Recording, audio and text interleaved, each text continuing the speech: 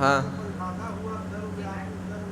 नहीं, ये this is not the ticket. पहले हाथ उठाना है, पहले हाथ उठाना है। माता जी हाथ उठाई है, बोलिए। ना ना, बैठी के बोलना है।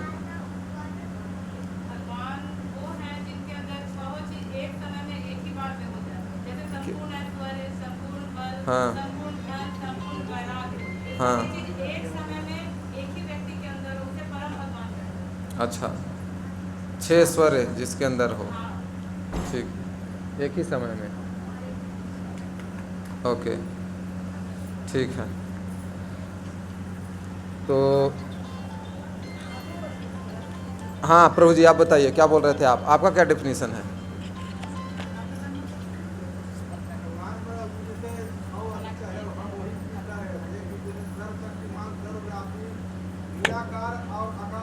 हाँ, पूर्णम आदि पूर्णम। अच्छा, ठीक है, हरे कृष्णा। और क्या डेफिनेशन है आप लोग का? तो आप लोग जो डेफिनेशन दे रहे हैं बहुत लोग के अंदर है, शिव जी के अंदर भी है वो।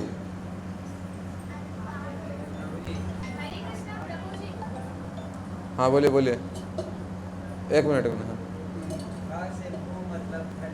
हाँ, ए जुगनागपुर देखे तो। हम्म। हम्म। तो क्या बताना चाहते हैं इसमें? भूमि, तो चारों चीज़ मतलब भूमि को भगवान कहेंगे, और जल को भगवान कहेंगे, और आसमान को भगवान कहेंगे, और न से कुछ बोले वायु को भगवान कहेंगे। अच्छा, ठीक है। हाँ, आप बताइए।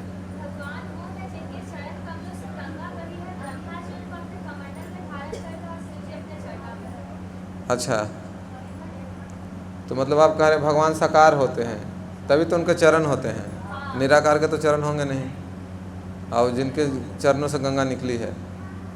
हाँ, ओके, ठीक है। और हरे कृष्णा। आ जाइए प्रभु जी, इधर आगे थोड़ा, आप लोग आगे ना, आगे आगे इधर आ जाइए।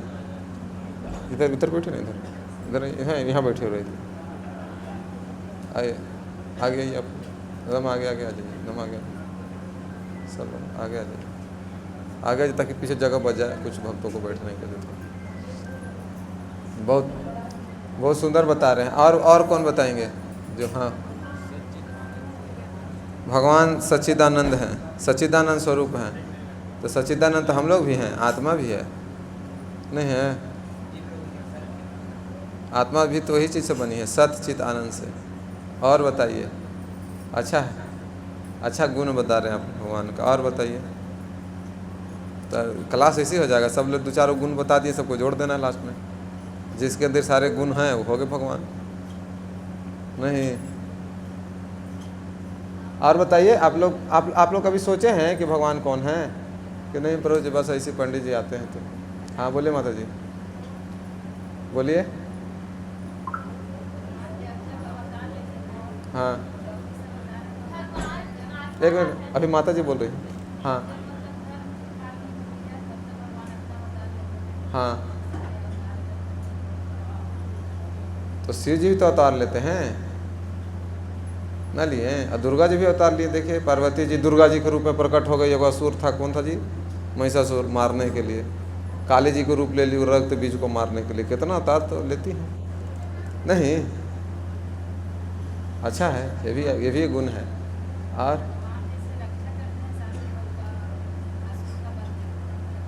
हाँ, ये स्पेशल गुण है। क्या? दुर्गा जी तो किसका रक्षा कर रहे थे? असुर को मार के,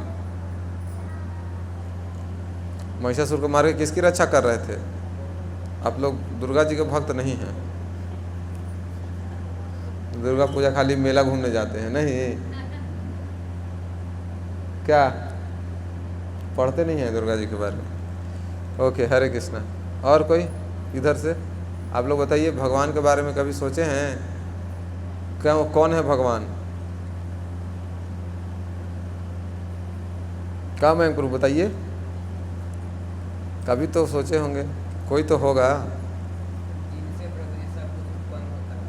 जिनसे सब चीज़।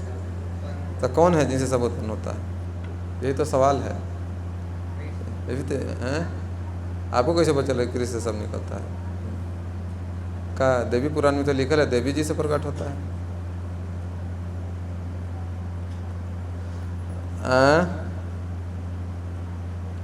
हरि बोल। तो आप चलते हम लोग प्रश्न, पूरा प्रश्न इसलिए पूछ रहा था मतलब कि आप लोग का बुद्धि होगा, इन्होंने माइंड घूम रहा होगा, घर पर होगा, रोड पर होगा, दोस्त के साथ होगा, तो थोड़ा इधर आ जाए। हाँ लेकिन भगवान जो होते हैं ना वो सिंपल में अगर इंग्लिश में गॉड होता है। हाँ गॉड में होगा GOD, ठीक है। जी मतलब हो गया कि जनरेट करना। हाँ हाँ वो मतलब ऑर्गेनाइज, हाँ ठीक है। हाँ जी गॉड हाँ, मैंने जो क्रिएशन करते हैं, यस शंकर जी हो गए डिस्ट्रॉय, हाँ यस यस, ऑर्गेनाइज जो होते हैं ये विष्णु जी करते हैं। हाँ और जनरेट जो करते हैं वो होते शिव जी करते हैं। तो ब्रह्मा विष्णु महेश तीनों भगवान हो गए, यही। ओके हाँ, भगवान सबके पिता हैं, हम लोग सबके पिता हैं, हम लोग को उनके पास पहुंचना है। ओके, सब सभी सही बता रहे हैं आप लोग। ओके, तो हम लोग चलते हैं, आगे बढ़ते हैं परम भगवान को शास्त्र के अनुसार। तो एक श्लोक है श्रीमद् भागवतम का, तो पीछे पीछे सब लोग दोहराइए। एते चांस कलह पुंसा कृष्णस्तु भगवान स्वयं इंद्रियारि व्याकुलं लोके मृडयन्ति युगे युगे। एते चांस कलह पुंसः कृष्णस्तु भगवान स्वयं इंद्रियारि व्याकुलं लोके मृडयन्ति युगे युगे। एते चांस कलह पुंसः कृष्णस्तु भगवान स्वयं इंद्रियारि व्याकुलं लोकं मृडयन्ति युगे युगे। अनुवाद लाइए, हिंदी अनुवाद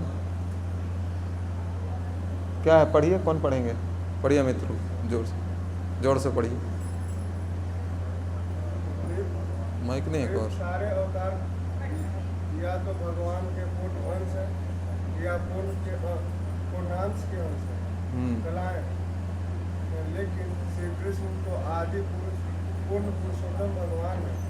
वे सब भिन्न लोक में नास्तिकों द्वारा उपद्रव किए जाने पर प्रकट होते हैं। कौन है? भगवान आस्तिकों की रक्षा करने के लिए अवतरित होते हैं। हाँ, हरे कृष्णा। तो इस पर चर्चा करेंगे बाद में, भागवतों के ऊपर कुछ और पर चर्चा करते हैं, डिफिनीशन इसके ऊपर। तो शास्त्रों में अनेक जगहों पर अनेक प्रकार से डेफिनेशन, परिभाषा दिया गया है कि किसको भगवान कहा जा सकता है। जनरली बहुत बार भगवान शब्द का इस्तेमाल महान पुरुषों के लिए या कभी कभी महान देवताओं के लिए भी किया जाता है, या भगवान के भक्तों के लिए भी किया जाता है कभी कभी, है। तो इसका ये मतलब नहीं है कि हर व्यक्ति भगवान ही हो जाते हैं। जैसे बहुत बार भागवतम में भी नारद मुनि को क्या बोला गया है? भगवान नारद ने कहा इसे। बहुत बार शिव जी के भी बारे में मतलब भगवान शिव जी ने कहा है ना, भगवान ब्रह्मा जी ने कहा। तो बहुत बार ऐसा इस्तेमाल होता है ना भगवान शब्द का, परंतु एक्चुअल में जो भगवान शब्द का जो डेफिनेशन दिया गया है वो यह है, अलग अलग ऋषि मुनियों ने और शास्त्रों में अलग अलग दिया गया। तो विष्णु पुराण से में बताते हैं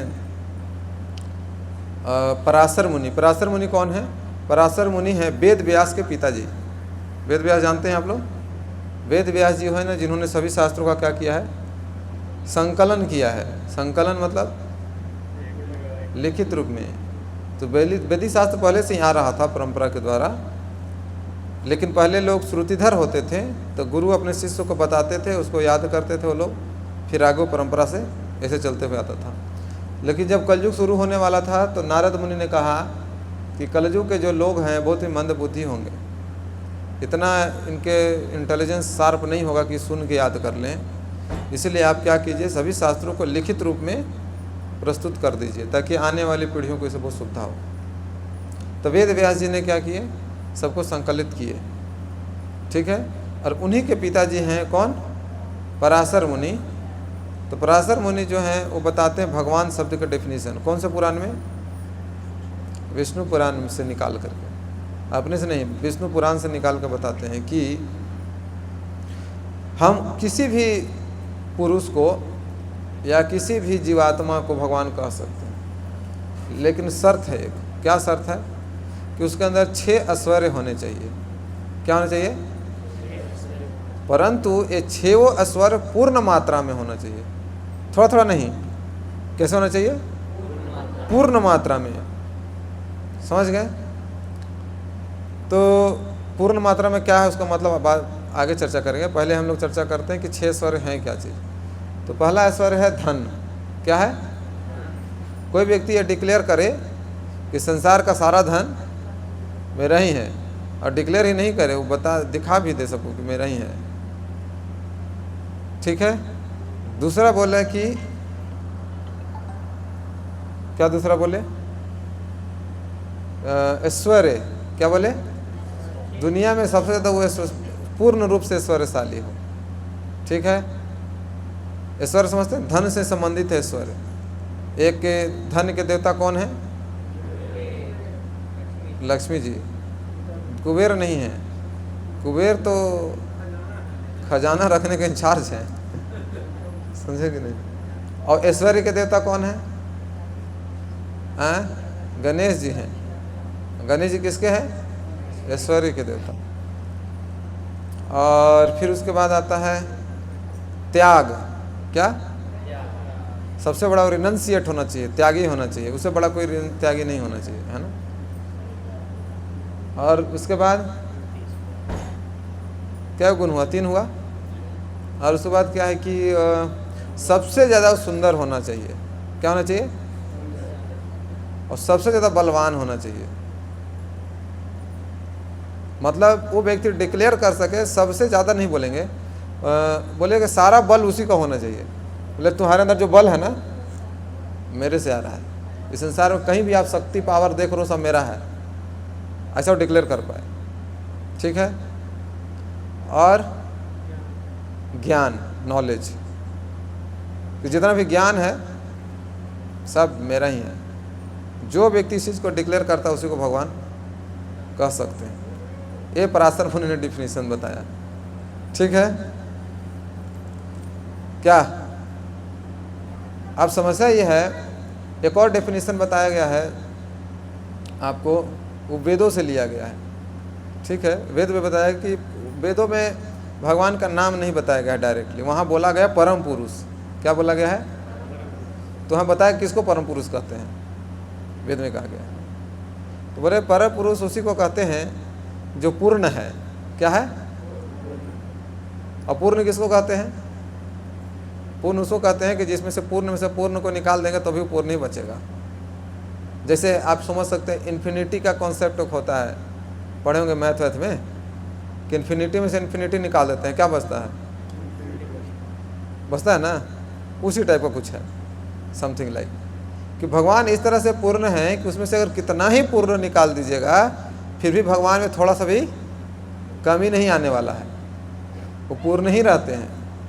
ऐसा नहीं है कि बहुत बार जैसे कुछ ज्ञानी लोग बोलते हैं कि ईश्वर जो थे एक बहुत सारे पेज दिखाएंगे कि देखिए पेज के समान ईश्वर थे, फिर सब टुकड़े टुकड़े में होकर ईश्वर का अस्तित्व खत्म हो गया, ईश्वर ने अनेक रूप ले लिया।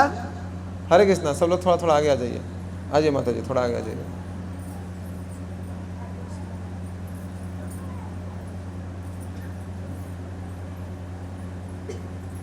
आप इधर आ जाइए,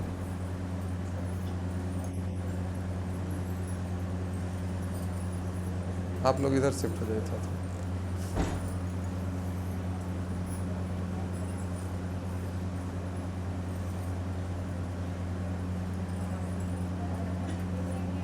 ओके। तो ऐसा नहीं है कि ईश्वर जो है सो खंडित हो गया तो ईश्वर का अस्तित्व ही खत्म हो गया।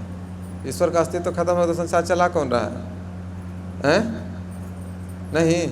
जैसे एक कॉन्सेप्ट है, अमेरिका में लोग प्रभुपाद जब प्रचार कर रहे थे तो बहुत जगह प्रभुपाद जी ने इस चीज़ को लिखा भी है कि लोग सोचते हैं कि ईश्वर ने इस संसार को बनाया और फिर ईश्वर का मृत्यु हो गया, अब इस संसार मशीन के समान है, मशीन की तरह चल रहा है। अब ईश्वर क्या हो गया है? अब ईश्वर मर गया है। क्या हो गया? बूढ़ा के मर गया। इसलिए बहुत बार देखिएगा लोग ईश्वर का फोटो भी बनाते हैं बूढ़ा की तरह, कि सबसे पुराना होगा ईश्वर अगर तो कैसा होगा? बूढ़ा हो गया होगा, ऐसा सोचते हैं। समझे कि नहीं? तो ऐसा नहीं है। भगवान जो है सो हमेशा यंग ही रहते हैं, और भगवान ही नहीं, सारी जीवात्माएँ, क्योंकि सारी जीवात्माएँ जो है सो क्या भगवान के अंश हैं, और सब सच्चिदानंद से ही बने हुए हैं। हम लोग भी सच्चिदानंद से बने हुए हैं। हम लोग मतलब आत्मा। ये शरीर 5 चीज़ों से बना हुआ है, भूमि, राप, नलो, वायु, खम, ये 5 चीज़, और 3 सूक्ष्म बॉडी है जिसे 3 चीज़ से मन बना हुआ है, मन, बुद्धि और अहंकार। और भगवान बोलते हैं ये भी मेरी शक्तियाँ हैं। गीता में एक चैप्टर ही है भगवान का ऐश्वर्य। कौन सा अध्याय है? 8वां है ना? श्रीमन्नारायण सुमन कृष्ण प्रभु, कौन सा चैप्टर है भगवद गीता का? भगवान का ऐश्वर्य की चर्चा किसमें किया गया है? 8वां है कि 10वां है? कौन सा? 10वां है। उसमें चर्चा करते हैं, भगवान अपने ऐश्वर्य के बारे में बताते हैं किससे। ओके, तो उसमें बताते हैं कि ये सब जो 8 प्रकार की जो शक्तियां हैं भगवान की, कौन कौन? भूमि, राप, नलो, वायु, खम, मनु, बुद्धि, रे, वचा, अहंकार इत्यम्मा में भिन्ना प्रकृति अष्टधा। ये 8 प्रकार की जो हैं सो भगवान की शक्तियां हैं, जिसे सारा संसार बना हुआ है, इससे बाहर कोई चीज़ नहीं है।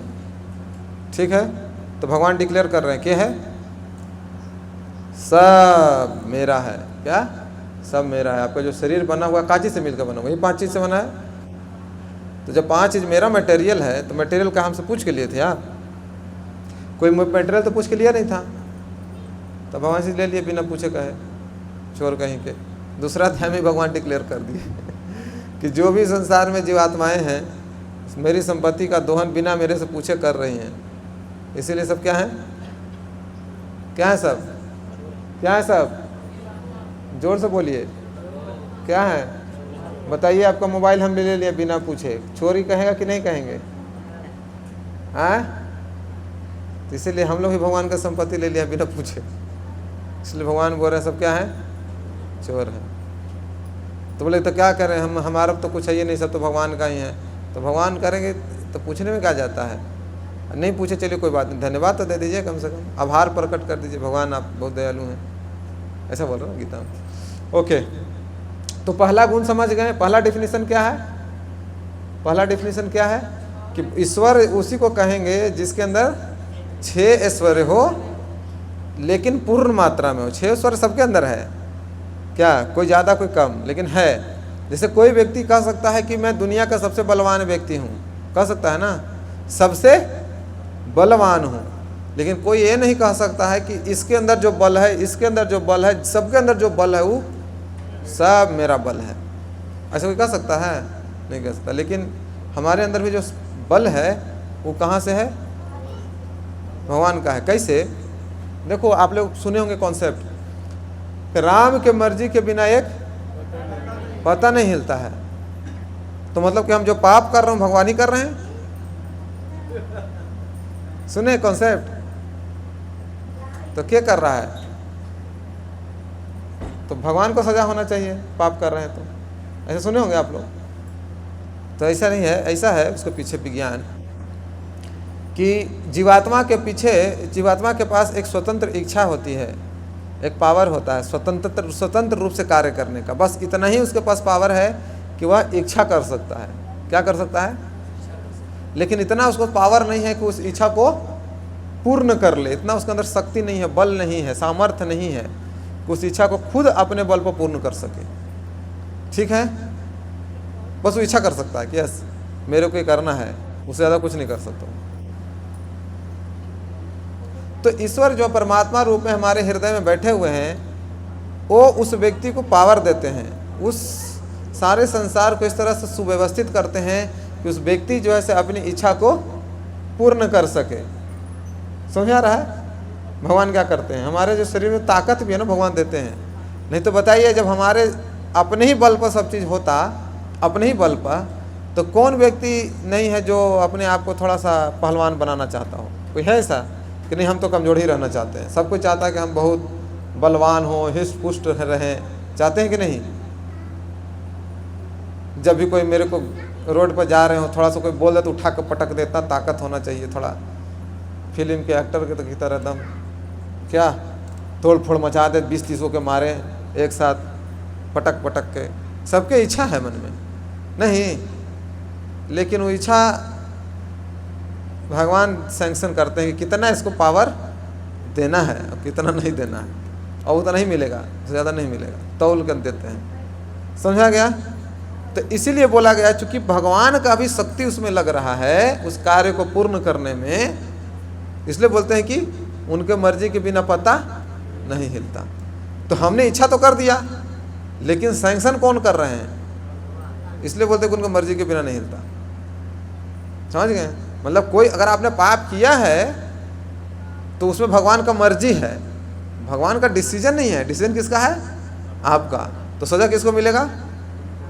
उदाहरण, कोई बच्चा है छोटा सा, पिताजी ने उसको पैसा दिया, ठीक है? क्या दिया पिताजी ने? कि लो भाई, ये तुम जाओ मार्केट में घूमो, खाओ पियो, मेला घूमो, ऐश करो। 100 रुपया लेके गया, चाकू खरीदा, चारों को भोंक के चला आया। सजा किसको मिलेगा? पिताजी को। क्या अपने बच्चा को पैसा क्यों दिया? पिताजी को मिलेगा? बताइए कितने को लगता है कि पिताजी को मिलेगा? पिताजी को नहीं मिलेगा। पिताजी ने उसके लिए थोड़ा दे दिया था उसको पावर। सजा किसको मिलेगा? बच्चा को मिलेगा। उसी प्रकार से पिताजी हमारे जो शक्ति दे दिए हैं, पावर दे दिए हैं, उसको सही इस्तेमाल करने का, तो सही करोगे तो फल तुम ही को मिलेगा, अब गलत करोगे तो फल तुम ही को मिलेगा। समझा है कि नहीं? लेकिन शक्ति किसका लगा? भगवान का लगा, भगवान का पावर लगा। समझा गया ना? यही चीज़ है, इसलिए बोलते हैं कि उनके मर्जी के बिना पता नहीं हिलता। अभी बात सत्य है, उनकी मर्जी के बिना पता नहीं हिलता। ओके, तो पहला डिफिनीशन यह है कि जो जिसके अंदर 6 गुण हो और 6 गुण आधा अधूरा नहीं हो, पूर्ण हो। क्या हो? पूर्ण मात्रा में हो। धन की बात लीजिए तो कोई ये नहीं कह सकता कि दुनिया का सारा धन मेरा ही है। दुनिया के जितने भी धन हैं उसको शॉर्ट में या संस्कृत भाषा में उसको लक्ष्मी कहा जाता है। क्या कहा जाता है? लक्ष्मी। अब एक ही लक्ष्मीपति हैं, 2 नहीं हैं। कौन है लक्ष्मीपति? नारायण ही तो हैं, और कोई थोड़ा ना है। कोई ये नहीं कह सकता कि इस दुनिया का सारा धन मेरा है। कोई कह सकता है मैं लाखपति हैं, कोई करोड़पति हैं, अरबपति, खरबपति, लेकिन कोई ये नहीं कह सकता कि हम लक्ष्मीपति हैं। कह सकता है कोई? एक ही व्यक्ति जो कह सकता है कि हम लक्ष्मीपति हैं। समझा गया? उसके बाद ऐश्वर्य की बात करिए। ऐश्वर्य मतलब लक्ष्मी मतलब होता है सोना चांदी धन संपत्ति, है ना। ऐश्वर्य माने होता है कि व्यक्ति जो अपने दूसरे गुणों को प्रकट करता है, जैसे कितने उसके पास घोड़ा हो, गाड़ी हो, मकान हो, हैं, ये सब क्या प्रेजेंट करते हैं? उसके ऐश्वर्य को प्रस्तुत करते हैं। या ऐश्वर्य उसको प्रस्तुत करते हैं कि अपने शक्तियों को किस प्रकार से वह प्रस्तुत करता है, हैं, प्रभुत्व जताता है, नहीं तो इस तरह से, तो इसको ऐश्वर्य बोलते हैं। तो भगवान देखिए इवन जब इस धरती पर भी थे, वैदिक शास्त्रों में तो बताया गया कि जितना क्रिएशन हुआ है हर चीज़ ब्रह्मा जी ने किया है ना? किया है कि नहीं? लेकिन ब्रह्मा जी को ज्ञान किसने दिया? ब्रह्मा जी जब प्रकट हुए तो उनको पता ही नहीं चला कि हम प्रकट क्यों हुए हैं, मतलब मेरा जन्म क्यों हुआ। कमल फूल से उनका जन्म हुआ तो उनको पता ही नहीं था। तो उन्होंने बहुत ढूंढा कि क्या स्रोत है मेरा जन्म का। कमल के बाहर गए नाड़ खोजने की। कमल का नाड़ होता है ना, कमल का फूल का, पता ही नहीं चला कहाँ से निकला है। फिर कमल के नाल के अंदर घुस गए, उसमें भी नहीं पता चला। कई एक दिन बीत गया। कई एक दिन मतलब उनका एक दिन को कल्प कहते हैं। कितने समय से बीत गए। ब्रह्मा जी वापस आ गए, परेशान हो गए कि भाई मेरा उद्देश्य क्या है, कुछ तो है। सृष्टि में उसमें कुछ था नहीं, तो उद्देश्य क्या है। तो उनको एक शब्द सुनाई दिया जिसमें 2 वर्ड थे, तप। क्या? तप, 2 ही लेटर, तप। तो उनको लगा कि अच्छा तपस्या करना है, तो उन्होंने क्या किया, तपस्या शुरू कर दिया। और कब ब्रह्मा जी के दिन के अनुसार कई एक सालों तक वो तपस्या करते रहे। तभी भगवान विष्णु जब प्रकट हो गए तो भगवान विष्णु का आवाज़ आया नीचे से, पूरा ब्रह्मांड गूंज गया, हे ब्रह्मा मैं आपकी तपस्या से प्रसन्न हुआ। तो ब्रह्मा जी अपने कमल के नीचे से देखे तो भगवान दिखने लगे। पहले नहीं दिख रहे थे, पहले देखे सब चीज़ ढूंढे फूंढे नहीं मिले, तपस्या किए, भगवान पर ध्यान वन लगाएं तो भगवान दिखे। फिर भगवान के साथ उनका वार्तालाप होता है। तो भगवान बोलते हैं कि आपको इस संसार का सृष्टि करना है। क्या करना है? सृष्टि। फिर पूरा प्रोसेस बताते हैं कैसे सृष्टि। फिर ब्रह्मा जी प्रार्थना करते हैं कि मैं कैसे कर पाऊँगा भगवान, मेरे अंदर इतना सामर्थ्य कहाँ है। फिर भगवान बोलते हैं मेरे आशीर्वाद से सब होगा, आपको जितना काम उतना कीजिए, बाकी चीज़ें होते चले जाएंगी, है ना। तब ब्रह्मा जी उसके बाद सारा सृष्टि करते हैं। और ब्रह्मा जी बहुत अच्छा प्रार्थना करते हैं, उसमें लास्ट में बोलते हैं कि भगवान मुझे बस इस बात का डर है कि जब इतना क्रिएशन करूँगा, इतना सब चीज़ बनाऊँगा ना, तो मुझे यही लगने लगेगा कि मैं क्या हूँ, मैं स्वयं भगवान हूँ और मैंने इतना कुछ किया है, मेरे जैसा कोई व्यक्ति पावरफुल नहीं है। तो ये मुझे लगने लगेगा, फिर हो सकता है कि मैं आपको भूल जाऊँ। तो मुझे यही आशीर्वाद दीजिए कि मैं आपको ना भूलूं और आपका जो भजन है उसको मैं करता रहूं। ये बोले कि यही एक वरदान चाहिए, बाकी चीज़ें तो चलिए ठीक है, क्रिएशन तो हो जाएगा, ये सब चीज़ होगा, पर मेरे सेफ्टी के लिए, ऐसा ब्रह्मा जी प्रार्थना करते हैं। और इस प्रकार से फिर ब्रह्मा जी ने सारा सृष्टि किया भगवान से पूछ के कर करके। और अभी भी भगवान, हम बोलते हैं कि मेंटेनेंस कौन कर रहे हैं? भगवान विष्णु हैं। मेंटेनेंस को हिंदी में क्या बोलते हैं? मेंटेनेंस को हिंदी में क्या बोलते हैं?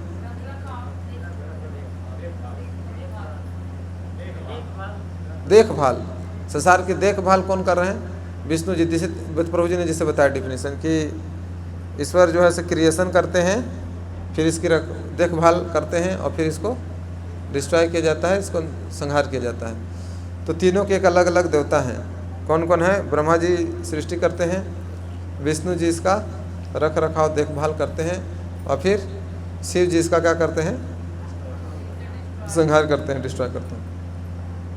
तो परंतु आप देखेंगे तो तीनों काम भगवान विष्णु से ही होता है। शास्त्र पढ़ेंगे, वैदिक शास्त्र को पढ़ेंगे, और वेदों में बोला गया है कि परम पुरुष करते हैं। कौन करते हैं? और गीता में भगवान क्या बोल रहे हैं कि परम पुरुष कौन है? मतलब वेदों में जो परम पुरुष कहा गया मैं हूँ। परम पुरुष के बारे में जो चर्चा की गई है, तो एक डिफिनीशन हो गया कि जिसके अंदर 6 ऐश्वर्य में से 3 ऐश्वर्य की चर्चा की है। क्या क्या चर्चा की है हम लोग? धन, बल, ऐश्वर्य, ज्ञान अगला आता है, चौथा क्या होता है? नॉलेज। तो भगवान का देखो भगवत गीता, आज तक भगवान ने भगवत गीता कब बोला था? सबसे पहले भगवत गीता कब बोला गया था? सूर्य भगवान को बोला गया था। कब बोला गया था? हैं? कब बोला गया था? सृष्टि के शुरू में भगवान बोल रहे हैं। कब बोले थे? बोले कि सृष्टि के शुरू में विवस्वान को दिया था ज्ञान। तो कोई नया ज्ञान नहीं दे रहा हूँ, ये पुराना ज्ञान है, पहले ही से चला आ रहा है। समझ गए?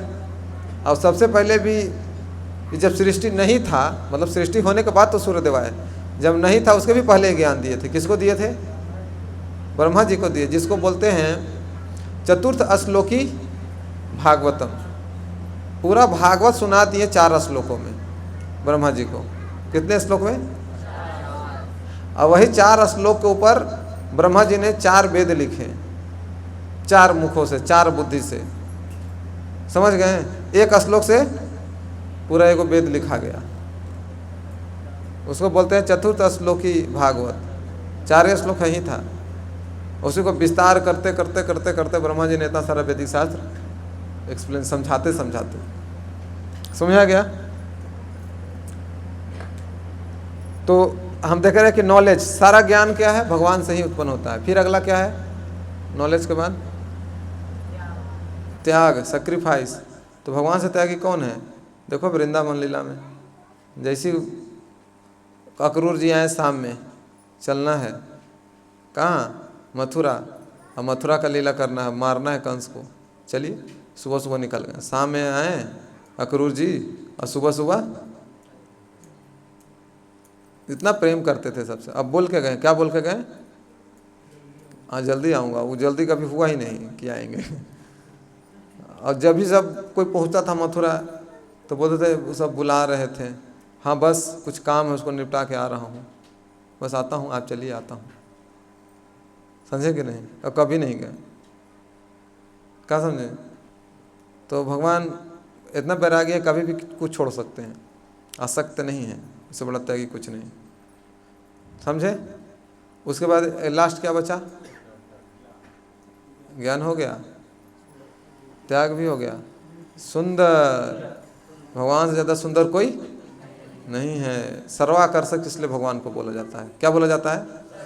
आप देखिए मथुरा लीला में जब भगवान अंदर जा रहे थे, कहाँ?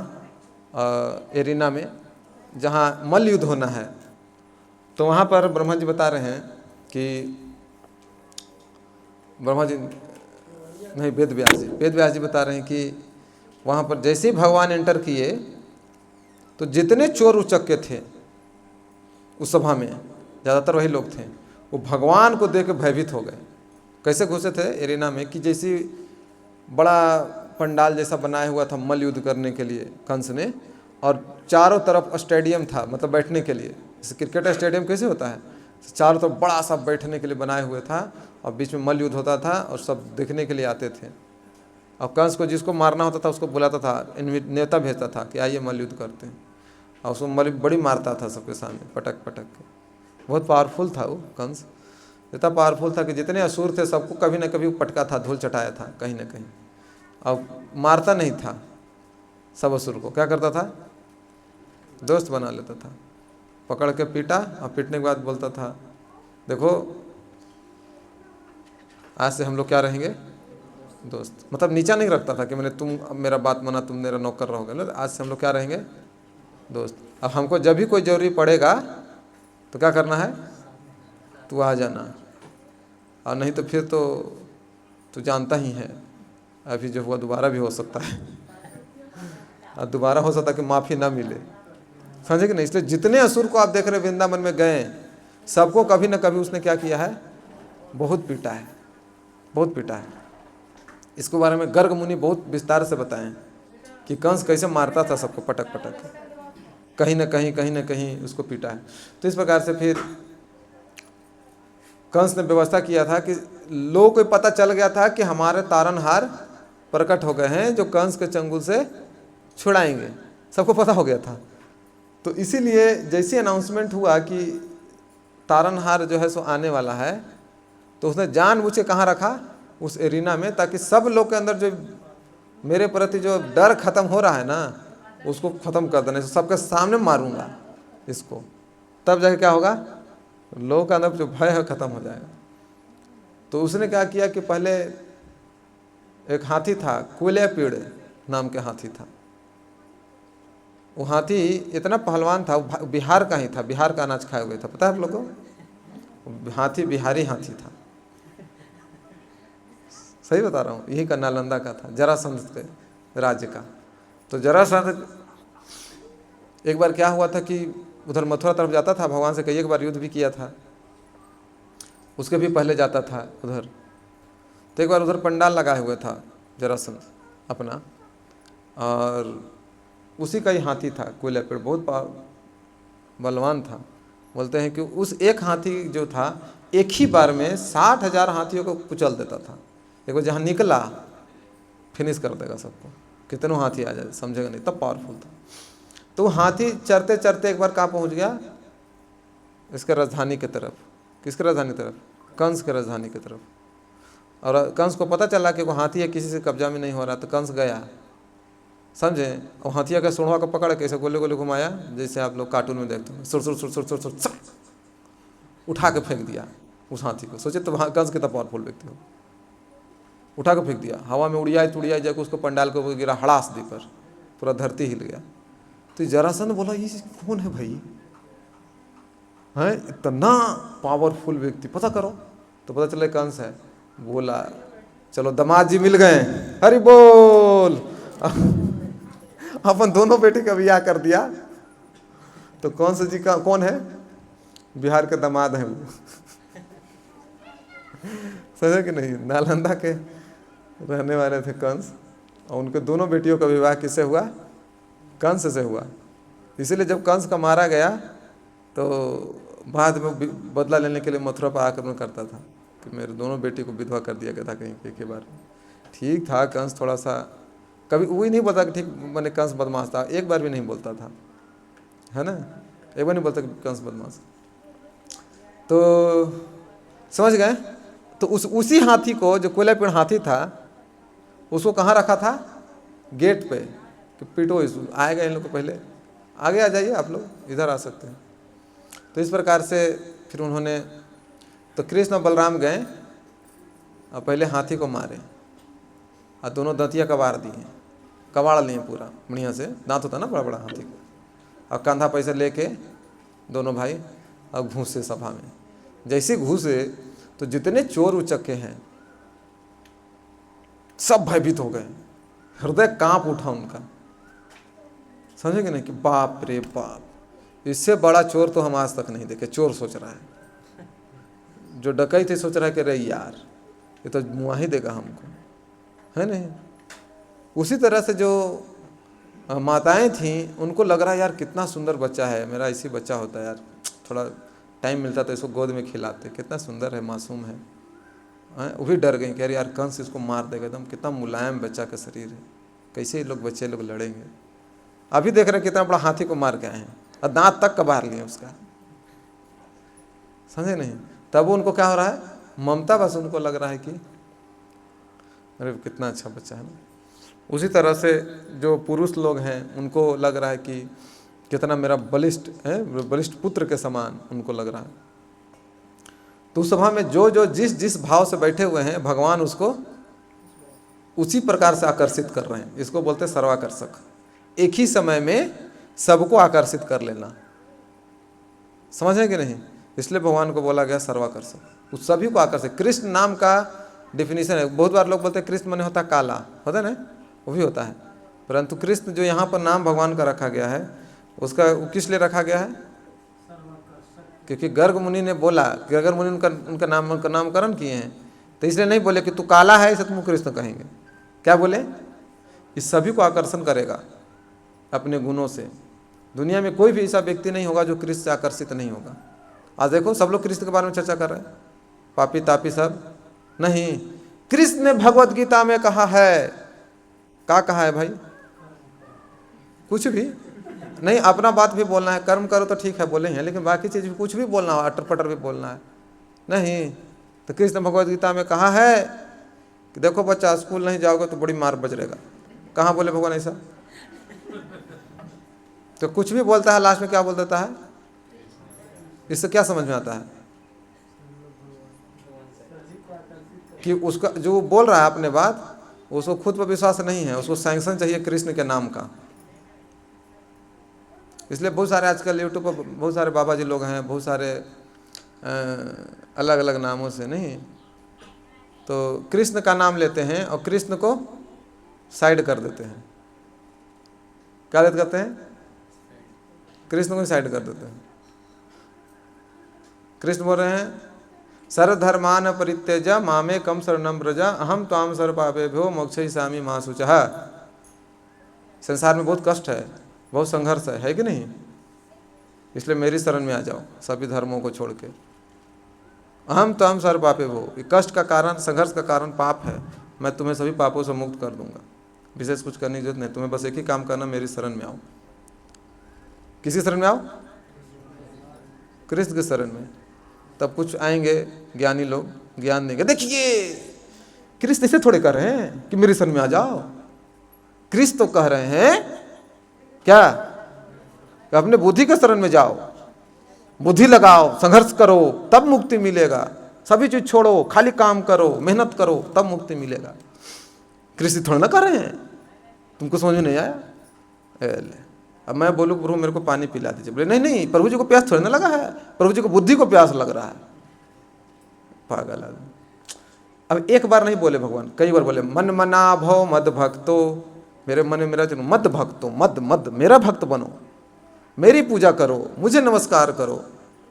तो बोले नहीं नहीं कृष्ण भक्त कहाँ कृष्ण कहे हैं भक्ति करने के लिए, पूजा करने के कहे हैं?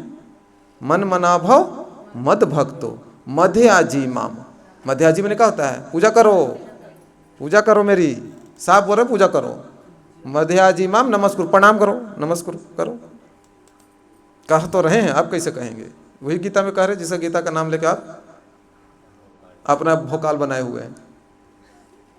तो उस व्यक्ति को अपने ऊपर विश्वास नहीं है। किस पर विश्वास है? उसको पता है कि मैं अगर बोलूँगा फलना बाबू की गीता है तो कोई पढ़ेगा नहीं, कोई सुनेगा नहीं इसलिए कृष्ण का गीता लगाना ही पड़ेगा टैग। गीता मैंने क्या होता है? सॉन्ग, गाना है ना, भगवान ने गाया है। तो आपको भी गाना है तो गाओ और लिखो रोहित गीता। क्या रोहित प्रभु? लेकिन कोई लेगा? बोलेगा तू कहता कि गीता लिखेगा तो हमको नहीं लिखना था, हम भी अपना गीता लिखेंगे। तू पढ़ो, हर व्यक्ति अपना गीता लिखेगा। समझ गए? तो लोग कहते हैं नहीं होता। तो बोले इसमें गलत क्या है? आप लोग भी तो कृष्ण की गीता बोलते हैं, आप लोग को भी अपने पर विश्वास नहीं। हमको तो, हम तो कहीं रहे हैं कि हम पागल हैं, हमारी बात मत सुनिए।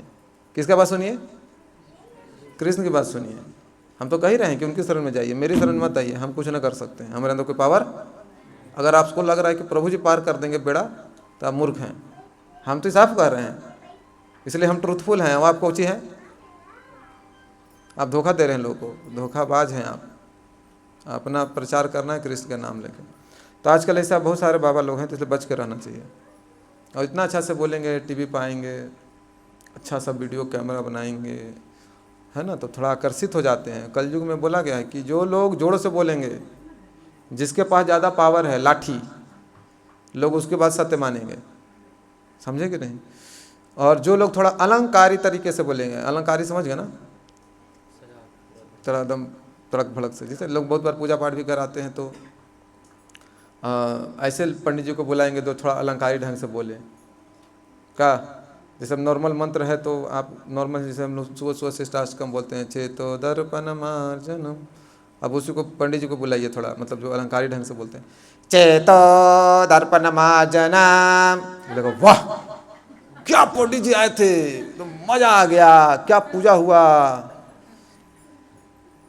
तो बोले हैं गीता में भगवान की, जो कर्म कांड में विश्वास रखते हैं, कर्म कांड में जिनका आसक्ति है, वो वेदों के अलंकारी भाषा से आकर्षित होते हैं, वेदों के मीनिंग से नहीं आकर्षित होते हैं। वेदों का तो उद्देश्य है भगवान को जानना।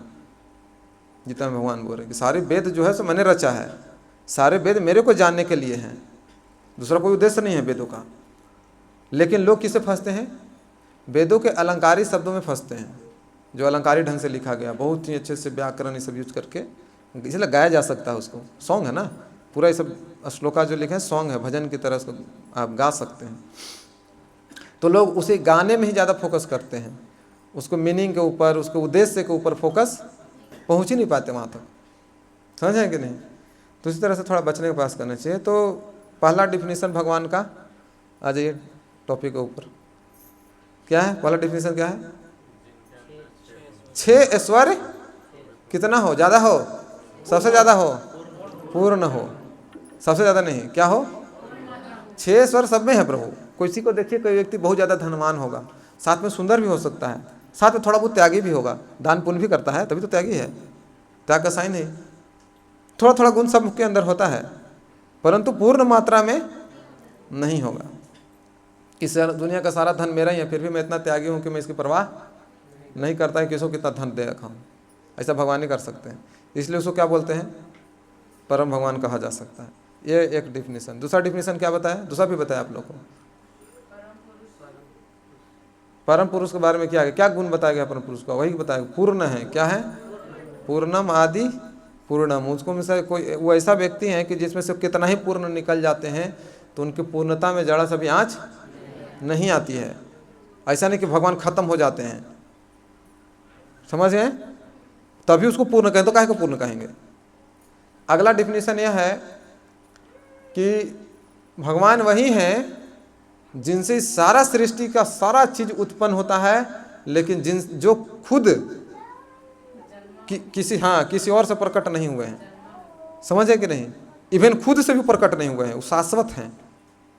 क्या समझे? इस सारा सृष्टि में जो भी वस्तु देखे हैं सब उन्हीं से आया है, परंतु खुद वो किसी और से नहीं आए हो। अगर किसी और से आए हुए हैं तो फिर उसको भगवान कहेंगे, इसको भगवान क्यों कहेंगे? समझ गए? That is the end and the beginning. इसलिए भगवान को बोले गए हैं कि उन्हीं से सब चीज़ शुरू हुआ है और वही एंड भी है। अब वो कैसे, तो इसे सोचना बड़ा मुश्किल होता है, कैसे एंड भी और बिगिनिंग। जैसे सर्किल होता है ना, सर्किल पढ़े होंगे आप लोग, उसका एंड कहाँ है, बिगिनिंग कहाँ है, पता नहीं कर पाइएगा। सर्किल समझ ना, गोल, उसका कहाँ शुरुआत कहाँ खत्म। उसी प्रकार से ये भगवान जो है उन्हीं से सब चीज़ प्रकट है और वो किसी से प्रकट, वही आदि है वही अंत है, इसलिए बोला जाता है। तभी उनको ये भगवान हम कह सकते हैं, परम भगवान कह सकते हैं। नहीं तो अगर हम कहीं से उनका बिगिनिंग है या कहीं पर उनका एंड है तो फिर उसको भगवान नहीं कह सकते। अगर कहीं से किसी और से प्रकट हुए तो फिर उसको भगवान कहेंगे, इनको भगवान कहें थोड़ा ना कहेंगे। समझा गया? ये भी एक डिफिनीशन बताया गया है भगवान का। तो डिफिनीशन जब परिभाषा हम जानेंगे ना, बहुत बार लोग कंफ्यूज इसलिए होते हैं कि परम भगवान कौन है, क्योंकि बहुत बार लोगों को डिफिनीशन ही नहीं पता होता कि क्या परिभाषा है, ईश्वर का क्या परिभाषा है हमारे लिए। तो ये परिभाषा है शास्त्र के अनुसार, जो अलग अलग जगहों पर अलग अलग दिया गया है। ठीक है, अब बाकी जो आप लोग बता रहे थे उसका चर्चा भी इसमें किया गया है। जैसे कि भगवान जो है से परम स्रष्टा, सृष्टि करता है, परम नियामक हैं और परम भोक्ता हैं। भोक्ता मतलब हाँ, परम पुरुष उसको बोलते हैं। पुरुष शब्द का मतलब ही होता है भोग करने वाला। हर वस्तु, जैसे मान लीजिए मोबाइल है, तो ये मोबाइल का भोग कौन करा? मेरा है तो मैं भोग करता हूँ। समझा गया? तो मैं इसका पुरुष हूँ इस मोबाइल के लिए। समझ आए कि नहीं? और ये क्या है? ये स्त्रीलिंग हो जाती है, प्रकृति हो जाती है। क्या हो जाती है? प्रकृति स्त्रीलिंग होती है। उसी प्रकार से इस संसार में जितनी भी चीज़ें देख रहे हैं ना, सब भगवान के भोग के लिए है। किसके लिए है? भगवान को। इवन जीवात्माएं भी जो है ना, भगवान के भोग के लिए है, इसलिए इसको प्रकृति बोला गया है। और जितनी भी जीवात्माएं हैं सब स्त्रीलिंग ही हैं, लेकिन उसके अंदर भाव है भोग करने का। क्या है? तो इसीलिए उसको क्या बोलते हैं कि हम लोग भी पुरुष भाव में हैं। किस भाव में है? अब आप लोग, माता जी लोग, आप लोग भी पुरुष भाव में ही हैं। क्यों? शरीर स्त्रीलिंग है या पुल्लिंग है, लेकिन भाव क्या है? सबके अंदर पुरुष वाला ही भाव है। पुरुष भाव मतलब भोग करने का भाव, इंजॉय करना चाहते हैं, हर चीज़ को नहीं करना चाहते हैं। तो जहाँ इंजॉय, जो भी व्यक्ति इंजॉय करना चाहता है, भोग करना चाहता है, उस सबके अंदर कौन सा भाव है? पुरुष भाव। इस भाव को पुरुष भाव कहा जाता है। समझ गए? लेकिन भगवान के अंदर पुरुष भाव है नहीं, क्योंकि वो तो खुद ही पुरुष हैं। वो तो उनके लिए सब भोग के लिए है। लेकिन हम लोग इस संसार में आने का भोग करने का प्रयास करते हैं भगवान से स्वतंत्र होकर के, तो इसीलिए हमको कष्ट मिलता है। अब भगवान को कष्ट समझ आ गया आप लोग को? जैसे राम जी आते हैं तो सिखाते हैं कि हमको क्या करना चाहिए, जीव को कैसे होना चाहिए, एक इंसान को कैसे जीवन जीना चाहिए। उसमें बहुत सारी तपस्याएं करनी पड़ेगी। कष्ट, स्वेच्छा से कष्ट उठाना को तपस्या कहा जाता है। तो स्वेच्छा से बहुत सारे कष्ट उठाना पड़ता है, बट उसी में हम शांति से रह सकते हैं। उसी में हम इस संसार में के जितने समस्याएं हैं उसको आसानी से हम जीत सकते हैं, अगर हम स्वेच्छा से कष्ट उठाएं धर्म पर चलने के लिए। ठीक है, ये राम जी चंद्र से, इसलिए उनको बोलते हैं मर्यादा पुरुषोत्तम। और भगवान श्री कृष्ण जब प्रकट होते हैं तो क्या दिखाते हैं कि भगवान कैसे होते हैं। इसलिए भगवान कृष्ण को नहीं देखिए कोई नियम पालन करते हैं, बहुत ज़्यादा पालन करते हैं, क्योंकि नियम उनके लिए है ही नहीं। एक्चुअली में नियम किसके लिए है? इससे देखिए बगल में जेल है। अब जेल में जेलर के लिए नियम थोड़े ना है क्या? वो तो जब मन तब, जो मन तब सेल में जा सकता है, जब मन तब अंदर जा सकता है, जब मन तब बाहर जा सकता है। का कहीं भी खा सकता है, कुछ भी कर सकता है। का जेलर के लिए नियम है, यही खाना है तुमको। बोले हम रूम में ले जाएंगे, मारो उसको चार। कैसे रूम में ले जाएगा यार? तो जेल में काहे है तुम? जेल में तुम्हारे अनुसार नियम थोड़ा ना चलेगा। जेल में किसके अनुसार नियम चलता है? जेलर के अनुसार चलेगा। तो उसी प्रकार से इस संसार में जब भगवान आते तो उनके लिए नियम नहीं है। वो तो कभी भी कुछ भी कैसे भी कर सकते हैं। नियम किसके लिए है? हम लोग के लिए है, जीवात्माओं के लिए है। समझ आए कि नहीं? तो इसलिए बार बार भगवान को कहते हैं कि अरे भगवान जो है से दूसर के स्त्रियों के साथ नाच रहे हैं जी। अरे पागल आदमी, उन्हीं की स्त्री है, तुम चुरा लिया है। सही बता रहे हैं। संसार में हर वस्तु उनके यूज के लिए है। हम लोग क्या है? चोर लोग हैं, पूछे नहीं किसी से। क्या? और हम क्या कहते हैं? मेरा। तुम्हारा कैसे? कब से तुम्हारा हो गया? कोई ज़मीन, यहाँ जो जमीन हम लोग बैठे हुए हैं, तो एक औरंगाबाद के इतिहास बता रहे थे, बहुत पुराने व्यक्ति उनके साथ बैठा हुआ था, कि एक समय इधर से औरंगजेब का वो जा रहा था, क्या बोलते हैं, काफिला जा रहा था।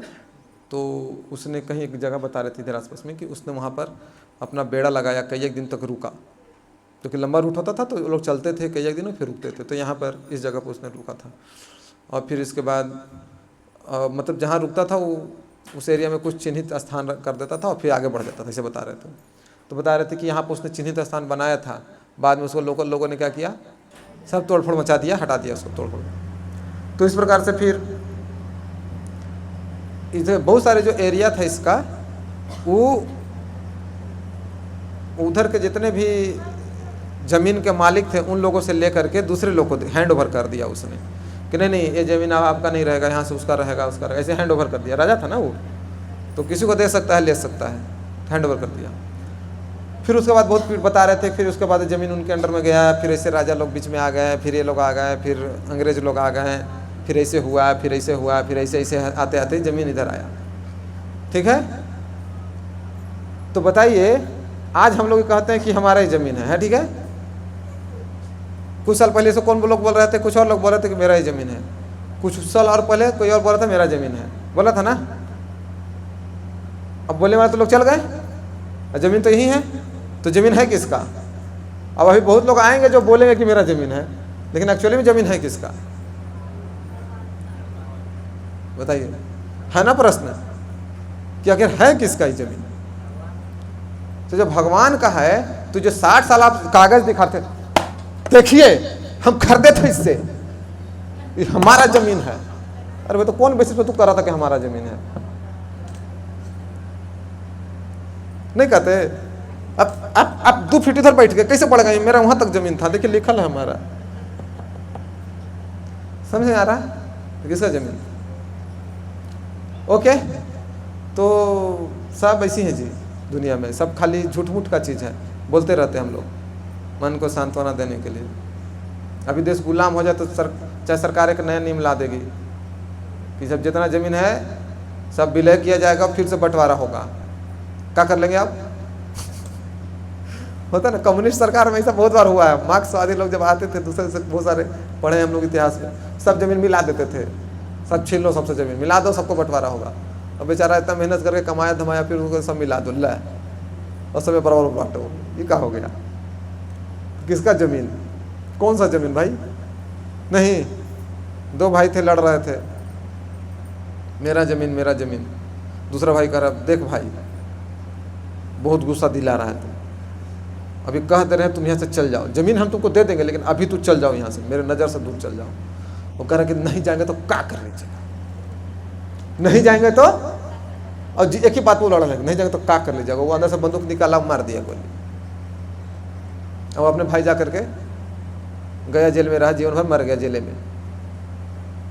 अब वो ज़मीन किसका, किसका ज़मीन हो। ये औरंगाबाद की घटना है, समझे कि नहीं। तो ज़मीन किसका बताइए, कौन भाई लेके गया। मुसलमान धर्म में तो 6 फीट ज़मीन मिल भी जाता है मरते समय, मरला पर। हिंदू धर्म में तो 6 फीट में सबका सवाय कर देते हैं हम लोग और 6 फीट में 1 इंच भी नहीं देंगे, हड्डियों बचेगा उसको लाके गंगा जी को बहा देंगे, ले जाए समुद्र में फेंक दीजिएगा।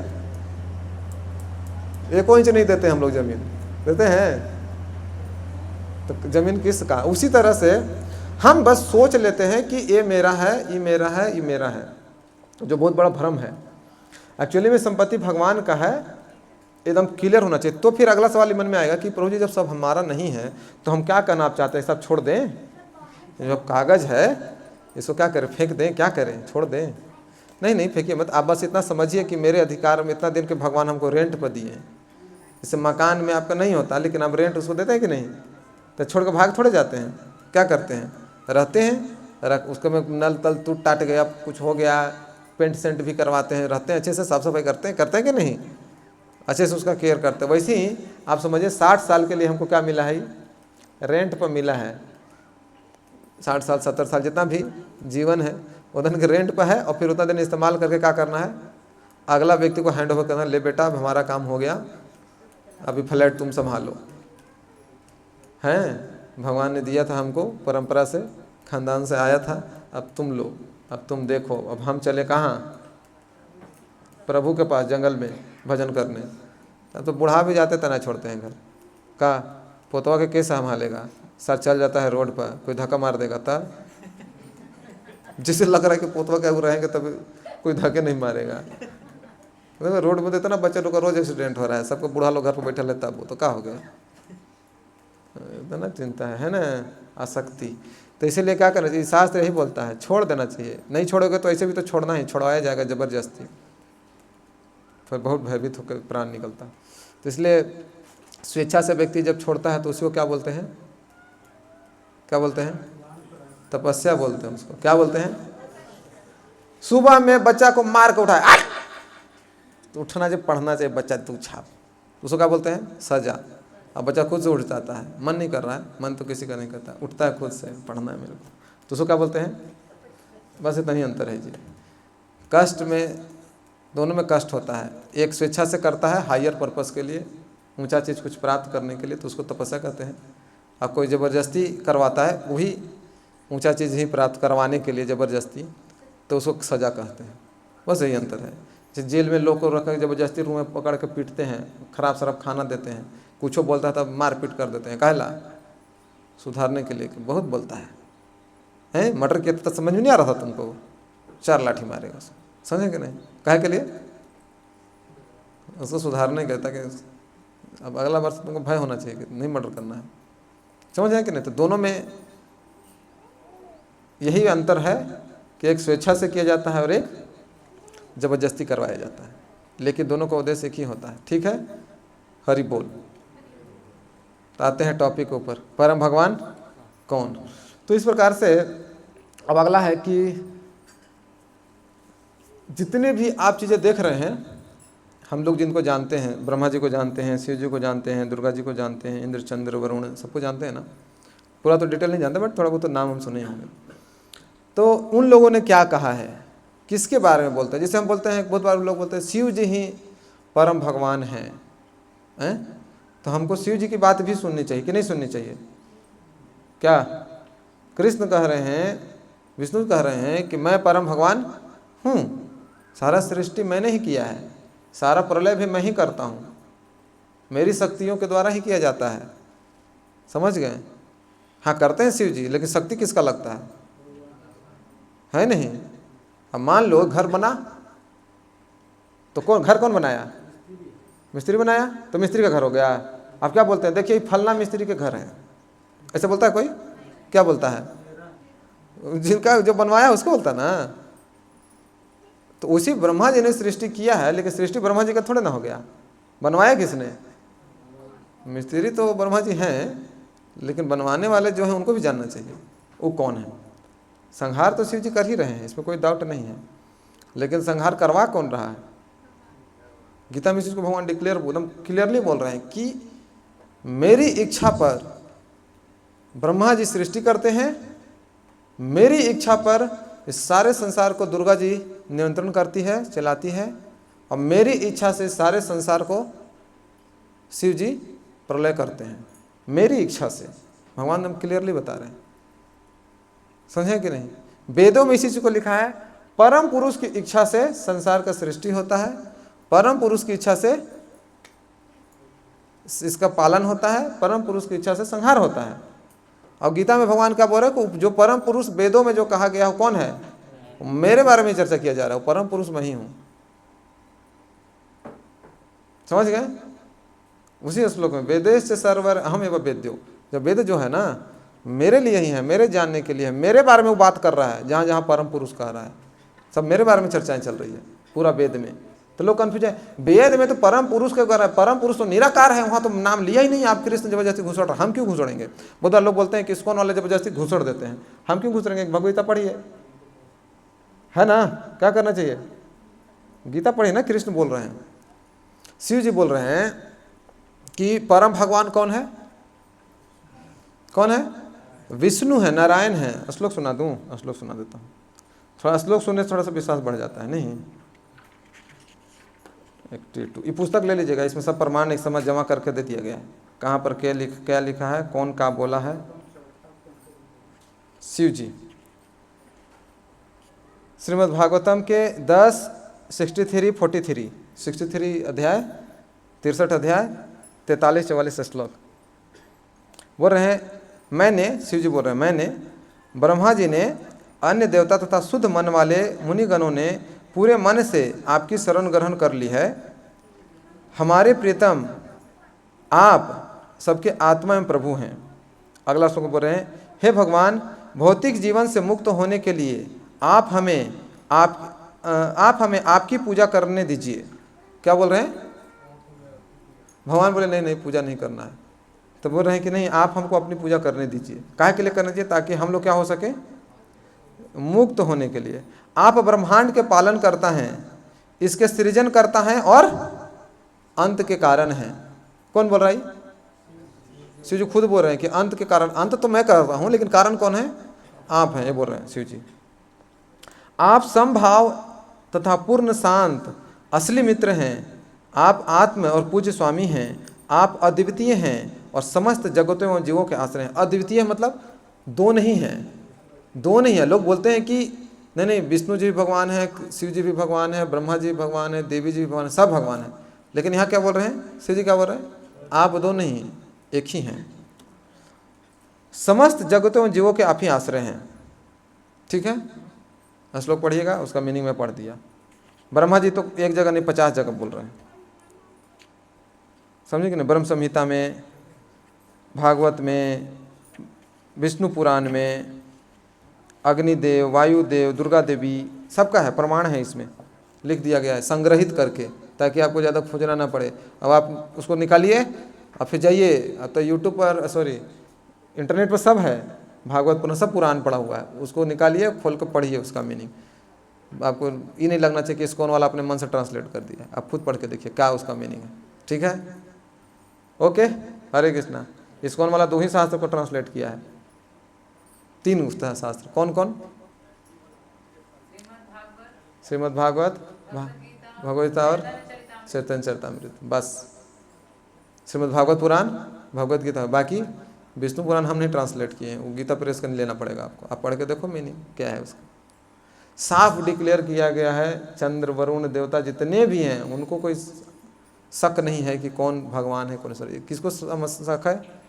किसको शक है? आजकल तो जीव, यहाँ पर लोग दूसरे जीवों को भगवान बनाते हैं। दूसरे जीव को भगवान मतलब कोई व्यक्ति किसी को बहुत ज़्यादा सहायता कर देता है। कोई लोग तो मोदी की पूजा करते हैं मूर्ति बना के, ऐसे भी मूर्ख हैं। हाँ, कि मोदी जी भगवान हैं, साक्षात प्रकट हुए हमारे को रक्षा करने के लिए। उनका अवतार ही हुआ है हमारे रक्षा के लिए। क्या बोल रहे हैं? भीम, उनके बारे में ना बोलूँगा, वो लोग बुरा लग जाता है। सोच समझ को बोलना चाहिए। हरे कृष्णा। ठीक है, तो ऐसे बहुत सारे ऐसे हैं हिस्ट्री में जिनको भगवान बना के लोग बहुत बार मानते हैं। तो ये भी गीता में भगवान बोल रहे हैं कि जो देवताओं को पूजते हैं कहाँ जाएंगे? देवता के लोक जाएंगे। जो पितरों को पूजते हैं, पितर मतलब अपने पूर्वज, वो पितरों के लोक में जाएंगे। वो भी स्वर्ग ही है, स्वर्ग लेवल का ही स्वर्ग है वहाँ। और जो भूतों को पूजते हैं, भूत मतलब ये सब जीव लोग, हम लोग भूत हैं। भूत मतलब क्या होता है? भूत में जानते? भूत शब्द का मतलब क्या होता है? भूत मतलब सबसे पुराना है, पर ना भूत वर्तमान और, तो वो वाला भूत है। हम लोग भी भूत ही हैं। भूत मतलब आत्मा को भूत कहा जाता है। क्यों? क्योंकि इसका भी पता नहीं कब शुरू हुआ, इस स्टार्टिंग कहाँ है, जिसे भगवान का नहीं पता सृष्टि। वैसे इस आत्मा ने इतना पुराना है आत्मा, समझे कि नहीं? इसका आदि अंत पता नहीं कर पाइएगा कब हुआ था, इसलिए इसको क्या बोला जाता है? भूत। तो जो भूतों को पूजते हैं वो किसको प्राप्त करेंगे? भूतों को प्राप्त करेंगे। और जिसके बारे में आप सोच रहे थे भूत सुन के, उसको प्रेत कहते हैं। और जब प्रेतों को पूजेंगे उसको, तो प्रेत नहीं जाएंगे। समझ रहे कि नहीं? सबका वही होगा, गुण मिलेगा। ये यथा माम प्रपद्यन्ते, भगवान जैसा जैसा इच्छा करता है उसे दे देते हैं। यम यम वापी स्मरण भावम तम तम एवं कलेवरम, जो जो जैसा जैसा स्मरण करिएगा मिल जाएगा। चले जाइए, आज मजा मारिए। ठीक है, हरि बोल। अल्टीमेटली भगवान सृष्टि करते हैं, और उन्हीं के द्वारा सब चीज़ होता है। और परम पुरुष भी वही हैं। कौन है? कृष्ण। कौन है? तो इतने सारे देवता कौन है? फिर अगला सवाल आना चाहिए मन में, इतने सारे देवता। एक और कॉन्सेप्ट है, समय कम है लेकिन थोड़ा सा आप लोग को चर्चा करता हूँ। गीता के 4 अध्याय के 9 नंबर श्लोक में भगवान बोलते हैं, जन्म कर्म च मे दिव्यम योवम यो वेति तत्वतः त्यक्त्वा देहम पुनर्जन्मा नैति मामेति सो अर्जुन। भगवान बोलते हैं, अर्जुन, जो मेरे जन्म और कर्म के प्रकृति को तत्वों से जानता है। कैसे जानता है? तत्वों से जानता है, उस संसार में दोबारा जन्म नहीं लेता है। और फिर आगे चल के जब अर्जुन पूछते हैं, शुरू में तो बहुत सारी इसमें चर्चाएं चलती है, 18वां अध्याय में फिर पूछते हैं कि अच्छा भगवान इतना चीज़ बताएं, अब आप बोले थे कि जो तत्व से जानता, तत्व से कौन जानेगा? आप तो जितना कॉम्प्लिकेशन बता दिए तो बड़ा मुश्किल है जानना। तो भगवान बोलते हैं कि यस, एक व्यक्ति है जो जान सकता है तत्वों से बड़ा आसानी से। कौन जानता है? वो है श्लोक संख्या 55 है 18, भक्त्या माम अभिजानाति यावांच अस्मि तत्वतः त्यक। अगला क्या है? 55 18.55।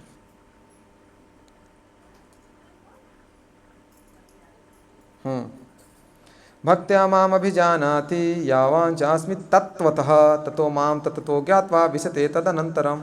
बोल रहे हैं केवल भक्ति से मुझ भगवान को यथा रूप में जाना जा सकता है। जब मनुष्य ऐसी भक्ति से मेरे पूर्ण भावनामृत में होता है तो वह वैकुंठ जगत में प्रवेश कर सकता है। तो कैसे जानेंगे भगवान को? तत्व से, भक्ति करके। इसलिए बोल रहे हैं भक्त्या माम अभिजानति, माम यहाँ भी बोल दिया माम, मेरा। समझे? जब भगवान का जब भक्ति करता तब कैसे जानता है भगवान को? तत्वों से जान सकते हैं। और इसके बारे में डिस्क्राइब किया है विस्तार पूर्वक, भागवत में भी बताए हैं और ईशोपनिषद में भी। कैसे जान पाता है एक भक्त, कैसे जान जाता है भगवान को? कोई बोलता है कि कैसे हम भगवान को जान जाइएगा जी? आप जान ही नहीं सकते। जैसे आप भगवान को जानने की बात करते तो भगवान एक अलग ऑब्जेक्ट बन जाता है। अरे पागल आदमी, वैदिक शास्त्र ऐसा नहीं कहता। वैदिक शास्त्र कहता है कि सच में हम भगवान को रंच मात्र भी नहीं जान पाएंगे, रंच मात्र भी। लेकिन एक कंडीशन है जब आप भगवान को जान पाओगे। कब? जब भगवान खुद अपने आप को आपके सामने प्रकट कर दे, खुद अपने आप को बता दे। जैसे अर्जुन के सामने प्रकट किए खुद को, शास्त्र ज्ञान चक्षु दिए उसको, बोले अब तो देख सकते हो मेरे को। तब जब खुद भगवान अपने आप को चाहे कि मैं आपके चाहता हूँ कि आपके सामने प्रकट हों, तभी हम भगवान को देख सकते हैं, चाहे समझ सकते हैं या जान सकते हैं। हम अपने ना तो तपस्या से, ना तो अपने बल से, ना तो कोई भी ऐसा भक्ति तो नहीं बोलेंगे, कोई भी ऐसा कार्य नहीं है जिसको हम करके भगवान को फोर्स कर दें कि आपको प्रकट होना ही पड़ेगा। इसीलिए देखिएगा जितने असुर हैं वो कभी भगवान विष्णु की तपस्या नहीं करते, कभी नहीं, क्योंकि आप भगवान विष्णु को फोर्स नहीं कर सकते हो प्रकट होने के लिए। बाकी लोग को फोर्स कर सकते हैं कि भैया इतने साल से तपस्या किए हैं, आपको आना पड़ेगा, आशीर्वाद वरदान हम जो भी उल्टा पलटा सीधा मांग रहे हैं आपको देना पड़ेगा, क्योंकि आप क्या हैं? मंत्रिमंडल के मंत्री हैं, नहीं क्या डिपार्टमेंट इंचार्ज हैं। हरे कृष्णा। समझ में आ गया? बताइए कोई एक ऐसे असुर का नाम बताइए जो भगवान विष्णु को प्रकट किया हो। ला एकदम पिन ड्रॉप साइलेंस हो गए जी, कोई नहीं है आप लोग जानते हैं कौन है? रावण थोड़ा ना है, रावण भगवान विष्णु थोड़ा मांगा है। हाँ। वो भगवान विष्णु से थोड़ा ना मांगा है, वो तो ब्रह्मा जी से मांगा है। नहीं उससे क्या है? प्रकट हो थोड़ा, इसलिए थोड़ा ना प्रकट हुए वो। किसने भगवान को प्रकट करवाया हो जबरदस्ती? प्रहलाद असुर थोड़े हैं, तो भक्त है ना, योनि से थोड़े पूछ रहे हैं।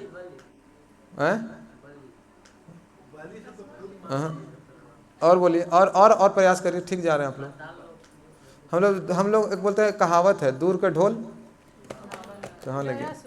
गया सुर, हरि बोल गया सुर के। देखिए हमारे बगल में गया जी हैं, नहीं जानते हम। उसका भी नाम असुर ही था, और प्रकट किया तो उसका ये भी असुरी काम ही किया, प्रकट किया, लेकिन वरदान कुछ अलग मांगना चाह रहा, इसलिए भगवान प्रकट हो गए। वो प्रकट हुए भगवान तो बोले कि हमको ऐसा वरदान दीजिए, जैसे भस्मासुर मांगा था कि जिसके कपार पर हाथ रखे वो कपार फट जाए, वैसे गयासुर बोले कि हम जिसके कपार पर हाथ रख दें वो सब प्रकार के पाप से मुक्त होके भगवान के धाम चला जाए, ज़्यादा उसको कुछ करना ना पड़े। हम सबको चाहते हैं कि सब इतना जीवात्माएं कष्ट सह रही है, कोई कष्ट ना सहे, हम सबको कपार पर हाथ है। तो बैठ गया हम आश्रम लगा के वहीं गया जी में, गया नाम था उसका, समझे नहीं, फल्गु नदी के किनारे। अब सब आ जाओ, सब जितना पापी तापी थे सब पहुँच गए पहले लाइन लगा करके, VIP कार्ड ले लेके कि हमको पहले कीजिए भैया, हम ज़्यादा पाप किए हैं और सबके कपार पर से हाथ रहता था। ये महाराज जी के दिमाग खराब हो गया, ऐसे तो कोई आएगा ही नहीं हमारा, फिर तो हमारा सेवा ही छिड़ जाएगा। भगवान के पास गए, ऐसे कैसे होगा, ब्रह्मा जी के पास भागते भागते गए कि ब्रह्मा जी तो नरक खाली हो जाएगा, फिर हम क्या करेंगे, हमारा सेवा दिए थे भगवान, फिर भगवान से सेवा छीन लेंगे, कोई रहेगा नहीं। तो फिर असुर क्यों कहा गया, तो अच्छा काम कर रहा था, असुर क्यों कहा गया बताइए। हर उस व्यक्ति को असुर कहा जाता है जो भगवान के बनाए गए नियमों के खिलाफ जाके काम करता है। तो भगवान का नियम ही नहीं है, मुक्ति होने का अलग रास्ता भगवान ने बना रखा है, और उसके खिलाफ जाकर के उन्होंने बीच में क्या बना दिया, एक अलग ही बाईपास पार कर दिए, पहाड़ तोड़ के अंदर से सुरंग बना दिए, डायरेक्ट चले जाओ धाम तो इसलिए उसको असुर, लेकिन भगवान बड़ा खुश थे उससे, किससे, गया सोच, चलो मांगा तो अच्छा चीज़ है। भगवान क्योंकि भगवान ललायित रहते हैं, हम जितना नहीं होते ना अपने कष्टों से मुक्त होने के लिए, उससे ज़्यादा भगवान चाहते हैं। इसलिए जैसे तो मौका मिला है, करो मुक्त सबके, भेजो मेरे धाम सबको, फटाफट भेजो, समझे कि नहीं। तो भगवान खुश हो जाते हैं कि अच्छा है करो। तो उस असुर ने भगवान को प्रकट किया था। फिर आप लोग जानते ही होंगे गयासुर का लीला। फिर भगवान फिर दोबारा प्रकट होते हैं, उसके छाती पर पत्थर रख कर रखा रहता है, यज्ञ होता है, चरण रखते हैं, वही विष्णुपाद है जो आप दर्शन करते हैं गया जी में, है नहीं, उसको मुक्ति धाम बोलते हैं भगवान विष्णु का। उसने बोला कि ठीक है वो तो कोई बात नहीं, ऐसा नहीं कि अब चाहते तो देवताओं को श्राप दे सकते थे कि बताओ हम कितना अच्छा काम कर रहे थे, तुम लोग असुर, तुम तो असुर तो नहीं है जी, और कहता है कि देवता हैं। गाली दे सकते थे, नहीं दे सकते थे, लेकिन गाली नहीं दी, बोले ठीक है जैसी भगवान की इच्छा, समझे नहीं। लेकिन असुर थे, लेकिन असुर नहीं थे, असुर का है कि नहीं। तो इस प्रकार से फिर उन्होंने कहा कि वरदान दीजिए कि आज के बाद जो भी यहाँ आकर के क्या करेगा, अपने पितरों को तर्पण करेगा, वो पितर अगर नरक सड़क में कहीं सड़ रहे होंगे तो उसको क्या मुक्ति मिलेगा नरक सड़क से, और वापस से मनुष्य शरीर मिलेगा और भक्ति करने का मौका मिलेगा। इसलिए वहाँ जाके क्या किया जाता है, पितरों को तर्पण दिया जाता है, पिंड बोलते हैं ना उसको, पिंड, इस शरीर को पिंड कहा जाता है। तो उसको भौतिक शरीर मिलेगा, मनुष्य का शरीर मिलेगा, जैसे बोलते पिंड दान करना। पिंड दान मतलब शरीर को दान कर रहे हैं आप, दे रहे हैं अपने पितरों को, समझेंगे नहीं। ओके, तो असुर देखिए भगवान विष्णु के असुर ऐसे होते हैं, तो वरदान मांगा सबको मुक्ति करने के लिए। और दूसरे लोग जाते नहीं हैं जो उल्टा पल्टा मांगने के लिए बुद्धि बना के जाते हैं, क्योंकि भगवान परमात्मा रूप अंदर बैठल हैं। आप करोड़ों साल तक तपस्या करिए, एक पैर पर करिए, चाहे अंगूठा पर खड़ा हो जाए, चाहे उल्टा खड़ा हो जाए कानी उंगली पर, हजारों लाखों सालों तक कंकाल बन जाइए, चाहे कंकालों को धर के दीमक खिला दीजिए, भगवान कहेंगे ठीक है आओ करो, इतना तपस्या से क्या होगा, इससे ज़्यादा तपस्या तो हम किए हैं जिंदर नारायण के रूप में, इतना से हम ना खुश होते हैं। आज तक हम बद्री विशाल में बैठे हुए हैं, नहीं तो हमसे ज़्यादा तपस्या तू क्या करेगा, हमसे ज़्यादा करो तो सोचते हैं वरदान देने के लिए। इसलिए देखिएगा कोई भी असुर लोग नहीं जाता भगवान विष्णु के पास, उनको देंगे ही नहीं, कुछ भी कर लो। इसलिए हम भगवान को फोर्स नहीं कर सकते कि आपको वरदान देना पड़ेगा। इसलिए लोग जाते हैं, ब्रह्मा जी के पास चले जाएंगे, शिव जी के पास चले जाएंगे, इंद्र के पास चले जाएंगे, सूर्यदेव के पास चले जाते हैं, लेकिन क्योंकि भगवान देंगे ही नहीं, तो उल्टा पल्टा मांगेगा तो कोई भी ऐसा वस्तु आपको नहीं देंगे जो आपको बर्बाद करेगा। हाँ, कुछ ऐसा चीज़ आप मांगने वाले हैं जिससे आपके आध्यात्मिक जीवन में फ़ायदा होने वाला है, तो भगवान तुरंत देते हैं, इमीडिएटली, जल्दी दो उसको। जैसे गयासुर जैसी मांगा ना, भगवान तुरंत देते, दो जल्दी करो, बड़ा अच्छा सोचा है ये, अच्छा सोच है, ठीक है। थोड़ा बैक डोर से घुसाना चाहता है सबको पार्टी में, लेकिन घुसाने तो कम से कम आने तो दो पार्टी में सबको, घुसा सबको। ओके, इसलिए भगवान बोलते हैं कि भोक्ताराम यज्ञतपसाम सरलोका महेश्वरम सुहृदम सर्वभूतानाम ज्ञात्वा माम शांति रिच्छति। किस व्यक्ति को शांति प्राप्त होता है संसार में? जो व्यक्ति इस बात को जान गया है, मान गया है, उसके अनुसार जीवन जीना शुरू कर दिया है कि मैं ही मतलब भगवान ही सभी यज्ञ तपस्या और जितने प्रकार के हम कार्य कर रहे हैं उसके भोक्ता हैं। समझे कि नहीं? सबके भोक्ता कौन है? भगवान। जो इस बात को मान के उसके अनुसार जीवन जीना शुरू कर दिया, भुक्ताराम यज्ञ तपसाम सर्वलोकम महेश्वरम, सभी लोगों के ईश्वर कौन है? भगवान है। तो कोई सोच सकता है जब सब चीज़ के मालिक ही है तो सबको शोषण करते होंगे, मारेंगे, पीटेंगे, कूचेंगे। बोलेंगे नहीं, सुहृदम सर्वभूतानाम। सुहृद मतलब बेस्ट फ्रेंड, भूतानाम मतलब सब जीव, जितने जीव हैं सबके सबसे परम मित्र भगवान है। जो इस बात को जान गया है उसी को इस संसार में शांति मिलेगा, अदरवाइज जानने से खाली नहीं होगा। जान का मतलब उसके अनुसार जीवन जीना शुरू किया है तो फिर शांति प्राप्त होगा, नहीं तो फिर जीवन अशांत रहेगा। ये मतलब क्या बोलते हैं, सीक्रेट है शांति प्राप्त करने का, पीस फार्मूला इसको बोलते हैं अंग्रेजी में। ठीक है, हरे कृष्णा। तो कौन है परम भगवान? क्यों है कृष्ण परम भगवान? सभी ऐश्वर्य पूर्ण है और सर्वाकर्षक है और हाँ, वो तो 6 आकर्षण आ गया 6 गुणों में। और धर्म, धन, धन, यस, हाँ धन, यस, और बलवान, त्याग, और सुंदर, और हाँ उनका आदि नहीं है। सबके स्टार्टिंग वही हैं और सबके अंत भी वही करते हैं, लेकिन वो कि उनका कोई आदि अंत नहीं है। यस, और ये भी एक डिफिनेशन है। और हाँ वैराग्य, और पूर्ण है वैराग्य में। और भगवान पूर्ण है, क्या है? पूर्ण है। इसलिए देखिए उनसे इतना सारा विस्तार होता है ना कि भगवान के शरीर से सब इतना चीज प्रकट हो गया तो भगवान खत्म हो गए, ऐसा नहीं है। वो हमेशा पूर्ण ही बने रहते हैं, तभी भगवान है। नहीं तो फिर भगवान नहीं कहेंगे। भगवान कभी बूढ़े नहीं होते, कि हमेशा यंग रहेंगे। आप कभी नहीं देखे होंगे कि रामचंद्र जी का दाढ़ी मूछ बढ़ गया, देखें कभी कि रामचंद्र जी का दाढ़ी मूछ हो गया? तो कहेंगे अरे छील लेते होंगे।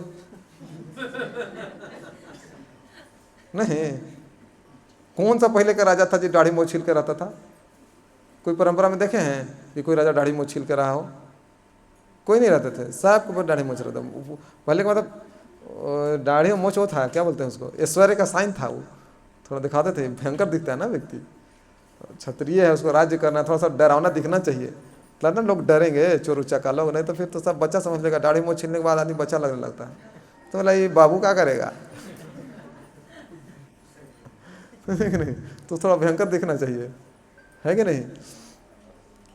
वैसे भगवान कृष्ण को भी नहीं देखे होंगे आप, क्या कि भगवान। ओके, हरे कृष्णा। एक और चीज़ बताना चाह रहा था, थोड़ा डाइवर्ट हो गया मैं। तत्व के बारे में चर्चा कर रहे थे। किसके बारे में? इस संसार को तत्वों से जानना चाहिए। तो कितने तत्व हैं, शॉर्ट में बता रहा हूँ। सबसे पहला तत्व जो है उसको बोलते हैं विष्णु तत्व। क्या बोलते हैं? विष्णु तत्व। उसके बाद दूसरा जो है तत्व उसको बोलते हैं जीव तत्व। क्या बोलते हैं? तीसरा जो तत्व उसको बोलते हैं शक्ति तत्व। क्या बोलते हैं? क्या हो गया? 3। चौथा जो है उसको बोलते हैं रुद्र तत्व। क्या बोलते हैं? इतने सारे तत्व हैं जी। अब एक और तत्व है जिसको बोलते हैं महत तत्व। क्या बोलते हैं? तो कितने हो गए? 5 तत्व हैं। तो जो विष्णु तत्व हैं वो प्रमुख तत्व है, उन्हीं से सभी तत्व प्रकट होते हैं। सबसे प्रमुख कौन है? विष्णु तत्व। तो जो भगवान कृष्ण हैं उनसे बाकी अवतार, जो भी श्लोक शुरू में हम लोग पढ़े ना, एते चाम सकला पुंसा कृष्णस्तु भगवान स्वयं इंद्रियारे व्याकुलम लोके मृडयंती जुगे जुगे। इस श्लोक में यही चीज बताया गया था कि जितने भी इसके पहले अवतार के बारे में और जितने भी अनेक प्रकार के शक्तियों के बारे में, देवी देवताओं के बारे में आपने सुना है, एते च भगवान के अंश हैं, या तो अंश हैं या कला हैं। कला मतलब भगवान के शक्तियाँ प्राप्त हैं उनको, या पुंस हैं मतलब भगवान के पुरुष अवतार हैं, समझे। लेकिन कृष्णस्तु भगवान स्वयं, लेकिन कृष्ण जो नाम से व्यक्ति को जानते हैं आप, वो क्या है? स्वयं भगवान। तो कौन से कृष्ण? वो दूसरे कृष्ण होंगे शायद। ना ना ना ना जी, वही कृष्ण है जो वासुदेव के पुत्र हैं। वसुदेव पुत्र, इसलिए इनको बोलते हैं ओम नमो भगवते वासुदेवाय। वसुदेव के पुत्र वासुदेव, समझ में आया? ये वही व्यक्ति हैं। दूसरे कृष्ण की चर्चा नहीं चल रही है कि नहीं नहीं वो तो दूसरे कृष्ण होंगे ना, ना, ये वही हैं जो वसुदेव के पुत्र के रूप में प्रकट हुए हैं। समझ में आ रहा है? जो देवकी नंदन पुत्र हैं, देवकी नंदन कहे जाते हैं, जो वृंदावन के लाल हैं, जो यशोदा के दुलाल हैं, वही कृष्ण हैं। तो खेल रहे हैं बच्चों के साथ और ब्रज में बड़ा प्रसिद्ध है। ब्रजे प्रसिद्धम नवनीत चौरम, मक्खन चुराने का बड़ा प्रसिद्ध है। तो आप चोर मत समझिए इनको, मामूली चोर नहीं है। जब ये चुराने पे आता है ना तो सब चुरा लेगा। धनम च मानम च तथेन्द्रियानि, जितना भी धन मान और सम्मान जितना भी जमा करके रखे ना, जब चुराने पे आएगा तो सब चुरा लेगा और रोड पर के भिखारी बना के छोड़ेगा ये व्यक्ति। अब देखिए भगवान विष्णु के भक्तों को, सबको भगवान भिखारी बनाते हैं, मांगो ना। कोई बाकी देवताओं के जो पूजा पाठ करते हैं उन लोग बड़ा ऐश्वर्यशाली होते हैं, धन संपत्ति पूरा रहेगा। अब भगवान विष्णु के भक्त लोग को देखिए, सब भिखारी ही रहेगा। सब भगवान छीन लेते हैं कि नहीं, तुम्हारा एकमात्र तुमको मेरे से मांगने का, अब किसी से जो भी है जरूरत पड़ेगा मैं दूंगा, इधर उधर हाथ नहीं फैलाने का। ठीक है, ओके, हरे कृष्णा। तो समझिए पहला तत्व क्या है? विष्णु तत्व। दूसरा तत्व जो है, पहले शक्ति तत्व बात करते हैं, ऐसे सेकेंड लेवल पर आता है रुद्र तत्व, बट हम शक्ति तत्व चर्चा करते हैं, रुद्र तत्व बाद में चर्चा करते हैं। उसके बाद आता है शक्ति तत्व। तो भगवान की जितनी शक्तियां हैं, जितना भी आप देवी जी लोग को देखते हैं, सब भगवान की क्या है? दुर्गा हैं, काली हैं, सरस्वती हैं, ऐसा सब शक्ति तत्व भगवान की शक्तियां हैं। क्या है? सब शक्ति है भगवान की। सो शक्ति तत्व अलग ही तत्व है। जैसे हमारे अंदर शरीर के अंदर शक्ति है, लेकिन हमारे अंदर इतना शक्ति नहीं है कि हम अपने शक्ति को निकाल के बाहर रख दें। क्या अपने शरीर का शक्ति निकाल दिए कि देखिए ये मेरा शक्ति है, तुम जाके एग्जाम दो, हम बैठ के क्या करेंगे, बहुत गर्मी लग रहा है, आ रहा हूँ थोड़ा नदी उदी में नहा वहा के, जमुना जी में। हम ऐसा कर सकते हैं? हम नहीं कर सकते। लेकिन भगवान ऐसे करते हैं। क्या करते हैं? अपनी शक्तियों को निकाल देते हैं, बोले सारा संसार को आप संभालिए। तो अरे तो आप क्या करेंगे? हम वृंदावन जाके बच्चा लोग के साथ जमुना जी में नहाएंगे, गाय चराएंगे, खेल कूद करेंगे। आप मैनेजमेंट देखिए, और अलग अलग मैनेजमेंट करने के लिए अलग अलग देवी जी लोग को प्रकट किया। तो भगवान की शक्ति है सब। इसको क्या बोलते हैं? शक्ति तत्व। उसके बाद आता है जीव तत्व। कौन आते हैं? हम सब जीव तत्व हैं। क्या है हम लोग? सब जीव तत्व हैं। इवन देवता लोग भी, इंद्र हैं, चंद्र हैं, वरुण, सूर्य, जितने भी देवताओं का आप नाम जानते हैं, सुने हैं या नहीं भी जानते हैं, वो सब क्या हैं? हमारी आपकी तरह जीव हैं, जो बहुत पुण्य कर्म किए हैं और फिर देवता बन गए हैं। समझ आ गया? जीव तत्व हैं। जैसे मोदी जी भगवान नहीं है, हमारी आपकी तरह जीव हैं। उनको पावर मिल गया वोट इलेक्शन में तो जीत के आज प्रधानमंत्री बन के बैठे, लेकिन हमारी तरह ही। वैसे इंद्र जो है वो हमारी आपकी तरह जीव हैं, देवता नहीं है। मतलब देवता ही हैं, लेकिन मतलब कोई भगवान नहीं है। देवता मतलब एक पोजीशन है, इंद्र एक पोजीशन है। जो भी राजा बनेगा देवताओं का, उसको क्या बोलते हैं? क्या बोलते हैं उसको? इंद्र बोलते हैं। जो सूर्य ग्रह का जो राजा बनेगा उसको सूर्य कहेंगे। समझे कि नहीं? लेकिन उसको बैठने वाला व्यक्ति अलग अलग होता है। अभी जो बैठा हुआ है व्यक्ति, सूर्य ग्रह के जो राजा हैं, उनका नाम तो आप लोग जानते ही होंगे। क्या नाम है? नहीं जानते? आप लोग भगवत नहीं पढ़ रहे हैं जी, कोई नहीं जानता। इमम विवस्वते योगम, विवस्वान नाम है उनका। बोले विवस्वान, भगवान बोल रहे तो सूर्यदेव विवस्वान को एक ज्ञान दिया मैंने। सूर्यदेव उनका नाम है विवस्वान। समझा रहा है? इंद्र जो है, अभी कौन है? अभी इंद्र व्यक्ति हैं, उनका नाम है। कौन राजा है वो? पहले धरती के ही राजा थे वो, अभी वहाँ स्वर्ग में उनको इंद्र बनाया गया है। हैं? फिर अगले बनेंगे बलि महाराज। सब पता है, साथ पढ़ेगा तो आपको भी पता चल जाएगा। नहीं, अभी पहले कौन प्रधानमंत्री थे भारत के? मोदी जी के पहले मनमोहन सिंह थे, पता है ना आपको? अभी कौन है? अभी कौन है? पूछ रहे हैं प्रभु जी, सवाल है तो भारत के मुख्यमंत्री के है? ये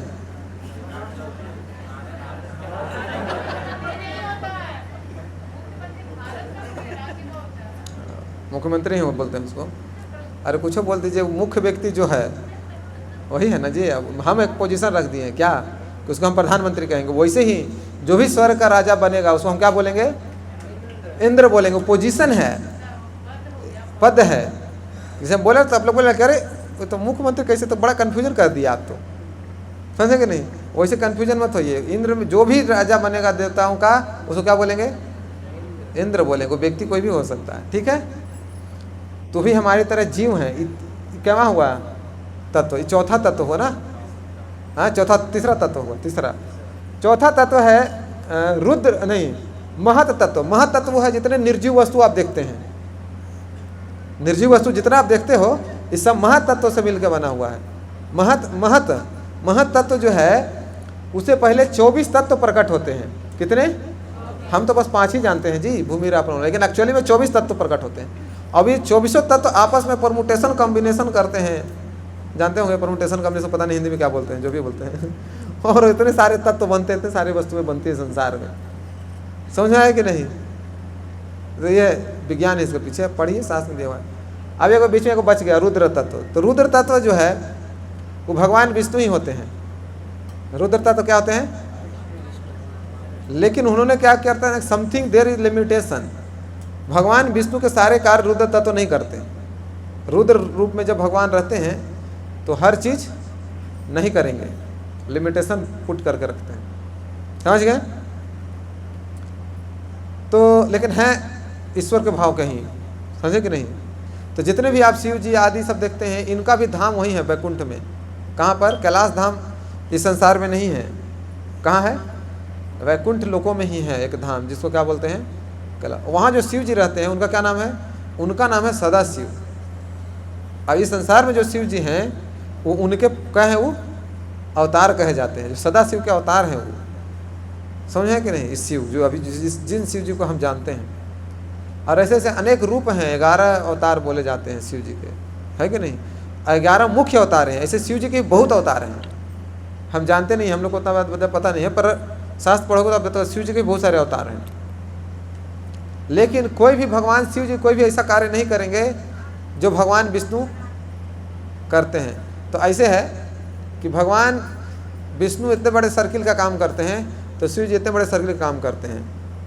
तो शिव जी जितना काम करते हो विष्णु जी कर सकते हैं, लेकिन शिव जी सारा काम विष्णु जी वाला नहीं करेंगे।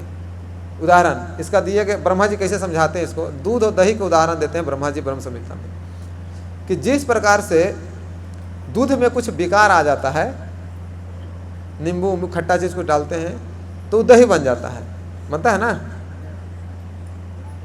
तो दही से बहुत सारा आइटम बन सकता है का, और दूध से भी उस सारा आइटम बन सकता है जो दही से बना के। दूध से फिर दही बना लीजिए, फिर सारा बना लीजिए, कभी बना सकते हैं। लेकिन दूध से बहुत सारा ऐसा आइटम है जो दही से आप नहीं बना पाइएगा, समझ है कि नहीं?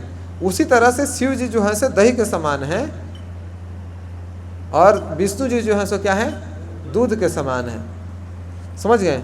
लेकिन ये हमेशा समझना चाहिए कि जो रुद्र तत्व है, बाकी के जो तत्व बताया 3 तत्व, उसके अंडर में नहीं है।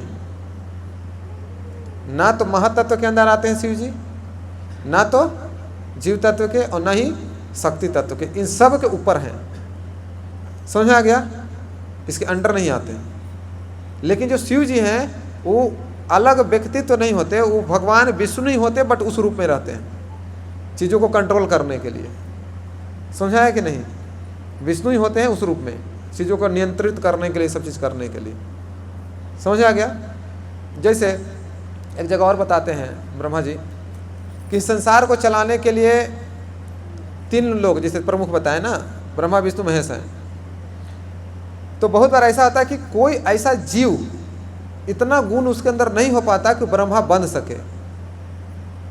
तो उस पोजीशन पर क्या किया जाता है कि भगवान विष्णु स्वयं ब्रह्मा बन के बैठते हैं। आप इस संसार में भी देखो, अगर आप लोग जानते होंगे, जो पॉलिटिकल साइंस पढ़े होंगे, कि मान लो कोई मंत्रिमंडल संभालने के लिए भी कोई मंत्री नहीं है, उस मंत्रिमंडल कौन रखता है? प्रधानमंत्री अपने पास रखता है कि नहीं?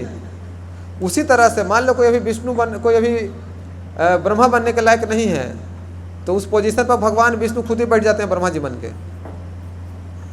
अब ब्रह्मा जी नहीं बनते, बहुत बार मनु बनते हैं, बहुत बार मनुष्य को जो पिता है मनु, बहुत बार प्रजापति बनते हैं, समझे नहीं? क्योंकि पोजीशन को संभालने के लिए कोई, बहुत बार इंद्र भी बनते हैं कि अगर कोई नहीं मिला उस लेवल का व्यक्ति तो खुद बन के बैठते हैं भगवान उस पोजीशन को लेकर के, समझा है कि नहीं? तो ब्रह्मा जी भी एक पोजीशन है, कोई भी जीव ब्रह्मा बन सकता है, परंतु विष्णु और जो शिव है वो कोई पोजीशन नहीं है, वो व्यक्ति है। क्या समझे? ब्रह्मा जी एक पोजीशन है सृष्टि करने के लिए, लेकिन विष्णु जी कोई पोजीशन और शिव जी कोई पोजीशन, वो व्यक्ति हैं, वो कभी चेंज नहीं होते। कितने बार भी सृष्टि होगा, कितने बार भी कुछ होगा तो चेंज नहीं होंगे। ब्रह्मा जी चेंज हो जाएंगे हर बार, समझ गए? जब महाप्रलय होता है तो ब्रह्मा जी चेंज होता है। ब्रह्मा जी का जब मृत्यु होता है उसको महाप्रलय बोलते हैं। और महाप्रलय होता है तो ब्रह्मा जी चेंज, सारा सृष्टि चेंज, लेकिन दो व्यक्ति हैं जो चेंज नहीं होंगे। कौन कौन?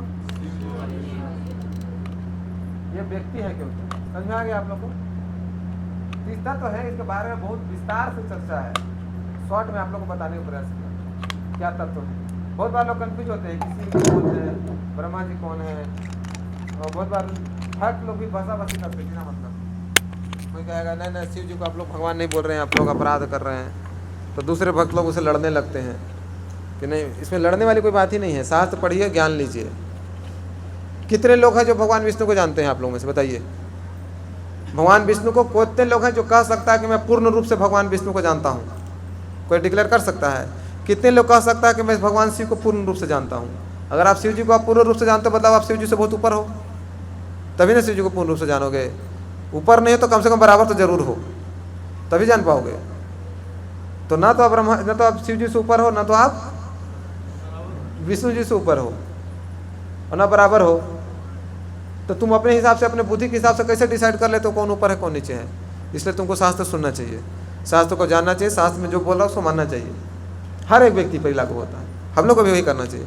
शास्त्र जो कह रहा है वो मानना चाहिए, समझे कि नहीं? इसमें बहुत कन्फ्यूजन की बात नहीं है, ठीक है?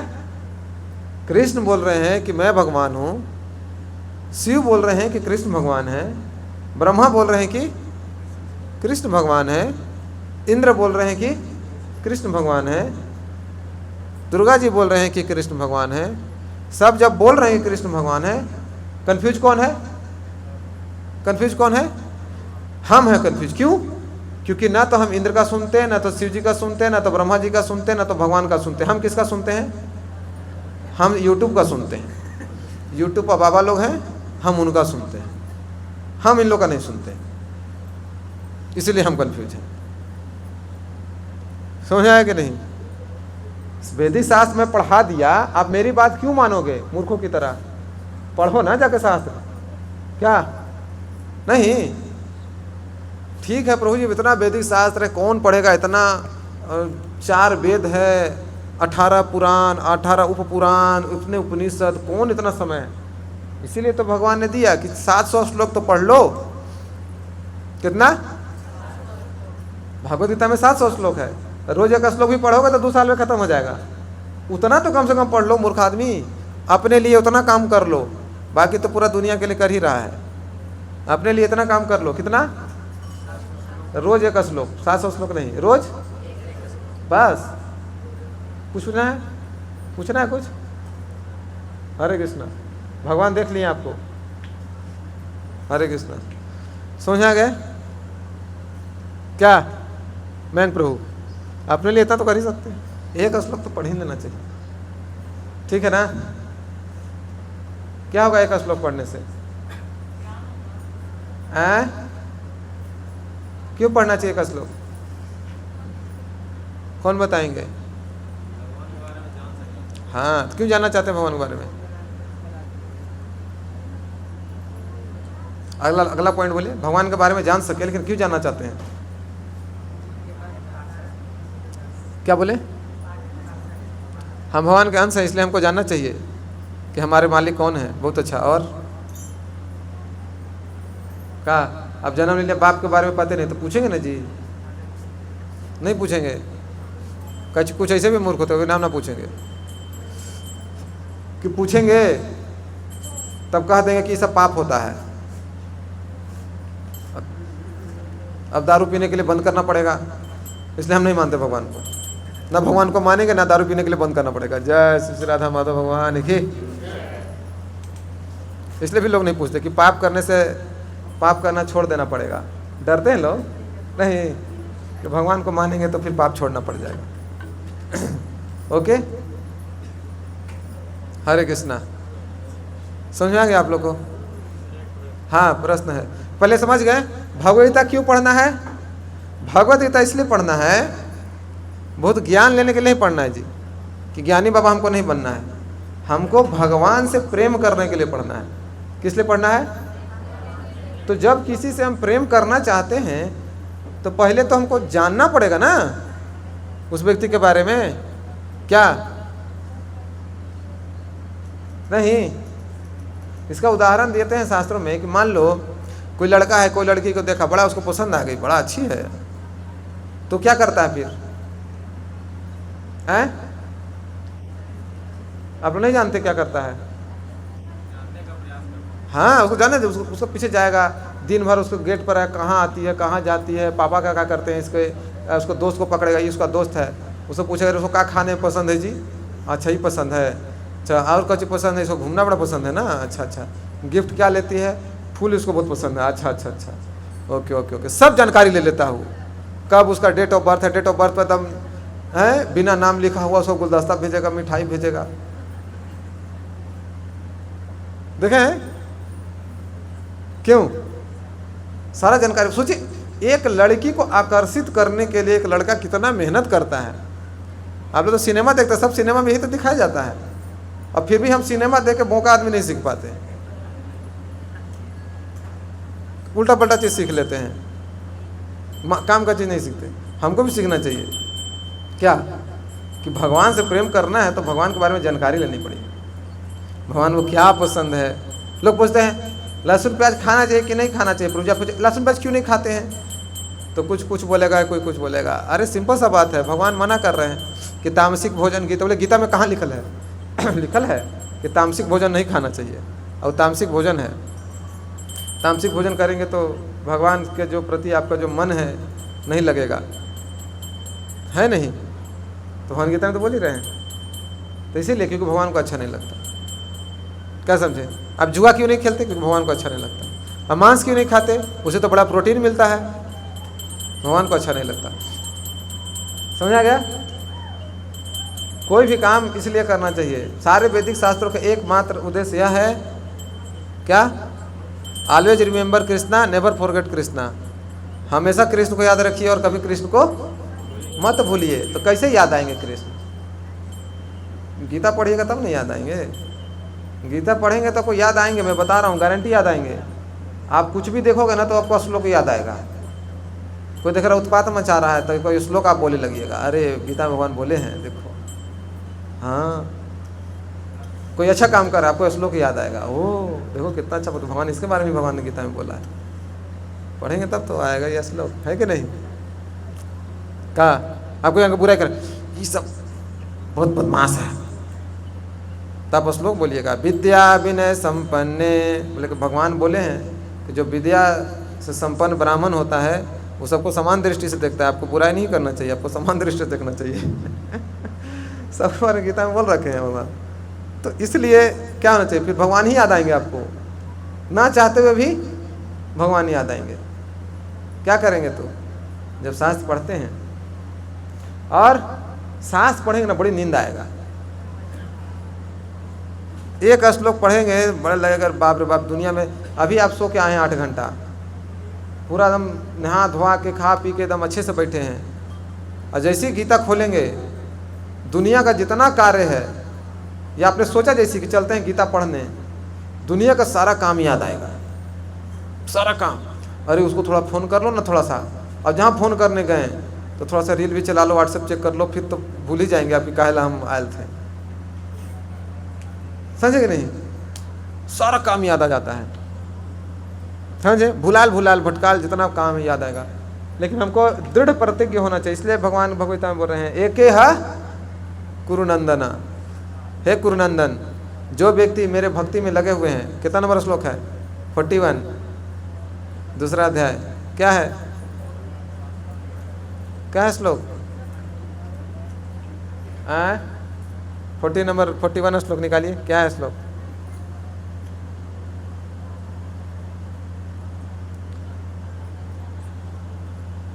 हरे कृष्णा हरे निकला जी? चलिए मैं निकाल लेता हूँ। हाँ, व्यवसायत्मिका बुद्धि समाधो न विधीयते, है ना? कितना अच्छा श्लोक है। 2 श्लोक है इसमें। व्यवसायत्मिका बुद्धि एके ह कुरुनंदना बहुशाखायनांतश्च बुद्धयो व्यवसायिना। जिसकी बुद्धि मेरी भक्ति में लगे हुई है, वो क्या होता है? एक के है कुरुनंदना, हे कुरुनंदन, उसका मात्र एकमात्र उद्देश्य है। क्या उद्देश्य है? वो मेरे को प्राप्त करना चाहता है, इसलिए पूजा नहीं कर रहा है, इसलिए घंटी नहीं हिला रहा है कि उसको कुछ चाहिए, इसलिए नहीं रोज आरती कर रहा है, उसको कुछ चाहिए, इसलिए नहीं चाहिए, उसको कुछ चाहिए नहीं, उसको एक ही चीज़ चाहिए। क्या? बस मेरे को प्राप्त करना चाहता है। और जो लोग मेरे को प्राप्त नहीं करना चाहते हैं वो क्या करते हैं? बहुशाखा हेनंताश्च। लेकिन जो लोग इस रास्ते पर नहीं है, मतलब भक्ति के रास्ते पर नहीं है, उनकी बुद्धि बहुत शाखाओं में विभक्त है। इसको भी चाहिए, ये भी चाहिए, ये भी चाहिए, प्रभु जी थोड़ा गाड़ी भी चाहिए, थोड़ा सा सुंदर पत्नी भी चाहिए, मकान भी चाहिए ना प्रभु जी, पोस्ट पोजीशन भी तो चाहिए प्रभु जी, समाज में नेम फेम भी तो चाहिए ना प्रभु जी। बहुत शाखाओं में उसकी बुद्धि विभक्त है, इसीलिए वो भगवान के भक्ति के प्रति दृढ़ प्रतिज्ञ नहीं हो पाता है। अब अगला श्लोक में बोल रहे हैं 44 श्लोक। भोग ऐश्वर्य प्रसक्ता नाम तयापहर्त चेतसाम व्यवसायत्मिका बुद्धि समाधो न विधीयते। जो व्यक्ति अत्यधिक भोग और ऐश्वर्य के प्रति आसक्त है, उन्हीं लोग का बुद्धि बहु शाखा में है। समझ है कि नहीं? वो जब भोग करना चाहते हैं संसार का, तो प्रभु जी तो भगवान के भक्त भोग नहीं करते हैं। देखो ऐसी लगा के सोते हैं रोज। प्रभु जी क्या है? हम ऐसे नहीं सोते, आप लोग ऐसे भी सोता है यार, सोते हैं। जैसे गाड़ी में आप लोग जाते होंगे तो बड़ा आदमी, कोई अमीर आदमी होता है तो ड्राइवर रखता है गाड़ी चलाने के लिए, अब मालिक पीछे बैठा रहता है, बोले भाई गर्मी चल रहा है, थोड़ा चला दीजिए, एसी चला दीजिए। तो ड्राइवर को क्या कहता है कि आप जैकेट पहन के बैठो, तुमको ठंडा नहीं लगना चाहिए। बोलता है मालिक ऐसे, भाई एसी हम अपने लिए लगाए हैं, तुमको ठंडा नहीं लगना चाहिए, तुमको गर्मी लगना चाहिए, तुमको फिर पैसा काट लूँगा, ऐसा बोलता है। जब एसी चलेगा तो मालिक को खाली नहीं लगेगा, ड्राइवर को भी लगेगा, वो भी आराम से चलाएगा। जब म्यूजिक सिस्टम बजेगा गाना, तो खाली मालिक को आनंद नहीं देगा, वो ड्राइवर को भी आनंद देगा। समझा रहे नहीं? उसी प्रकार से जो भगवान का भक्ति करते हैं वो भी आनंद लेते हैं, लेकिन भगवान के साथ लेते हैं, अकेले नहीं लेते हैं। अकेले अभी हम लोग क्या कर रहे हैं, मान लो हम ड्राइवर हैं तो क्या करते हैं, जब मालिक आता है तो एसी बंद कर देते हैं। क्या है, एसी चला, खराब हो गया है मालिक, पैसा दिए थे ना, फिर से खराब हो गया है। और जैसे मालिक चला जाता है तो ऐसे चला देते हैं। हाँ, मालिक को पता चल जाएगा तो क्या करेगा? क्या करेगा बताइए? भगाएगा ना। ऐसी बदमाश हम लोग हैं। प्रभु जी हमारे घर में एक नया फ्रिज लिए हैं, पुराना फ्रिज सड़ गया है, मंदिर में दे दूं क्या? अच्छा सड़ गया इसलिए मंदिर में दे दीजिए, और नया वाला फ्रिज अपने घर पर रखेंगे। भगवान भी कहेंगे ओ इस सामान सड़ गया, इसको दो, शरीर इसको सड़ाओ, पहले गलाओ, बीमारी दो, सड़ा गला चीज देता है। ऐसी होता है? नहीं होता।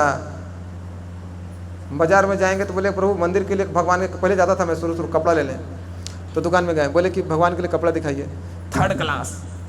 मैं उसको बोला कि कि पागल आदमी, भगवान के लिए दिखाओ, थोड़ा स्टैंडर्ड का दिखाओ। बोले यही ले जाता है सब देवता के लिए, भगवान के लिए नहीं चढ़ता है। बोले क्या पागल आदमी से चढ़ता है। हम फिर दिखाया, हम बोले कि ये भी पसंद नहीं आ रहा है क्योंकि बहुत महंगा होगा, ये 100 रुपये मीटर है। वो 30 रुपये मीटर दे रहा था आपको, 100 रुपये है। हम कहे 100 रुपये का, तो 100 तो पैसा के लिए तू चिंता कर रहा है। तुम लोग फिर मैं महंगा दिखा, मैं बोला तुमको दुकान में जो सबसे महंगा से दिखा, गधा कहीं के 1 मीटर लेना ही है, 20 मीटर थोड़ी ना लेना है हमको, 1 मीटर लेना ही है। कितना मीटर का तुम्हारा? करे हमारा 580 का है सबसे महंगा। निकाल गधा वही निकाल, निकालो। निकाल ही नहीं रहा, दुकान निकाल ही नहीं रहा कि नहीं हम देखिए निकलवाएंगे, आप लेंगे तो है नहीं, फिर रखवा दीजिएगा।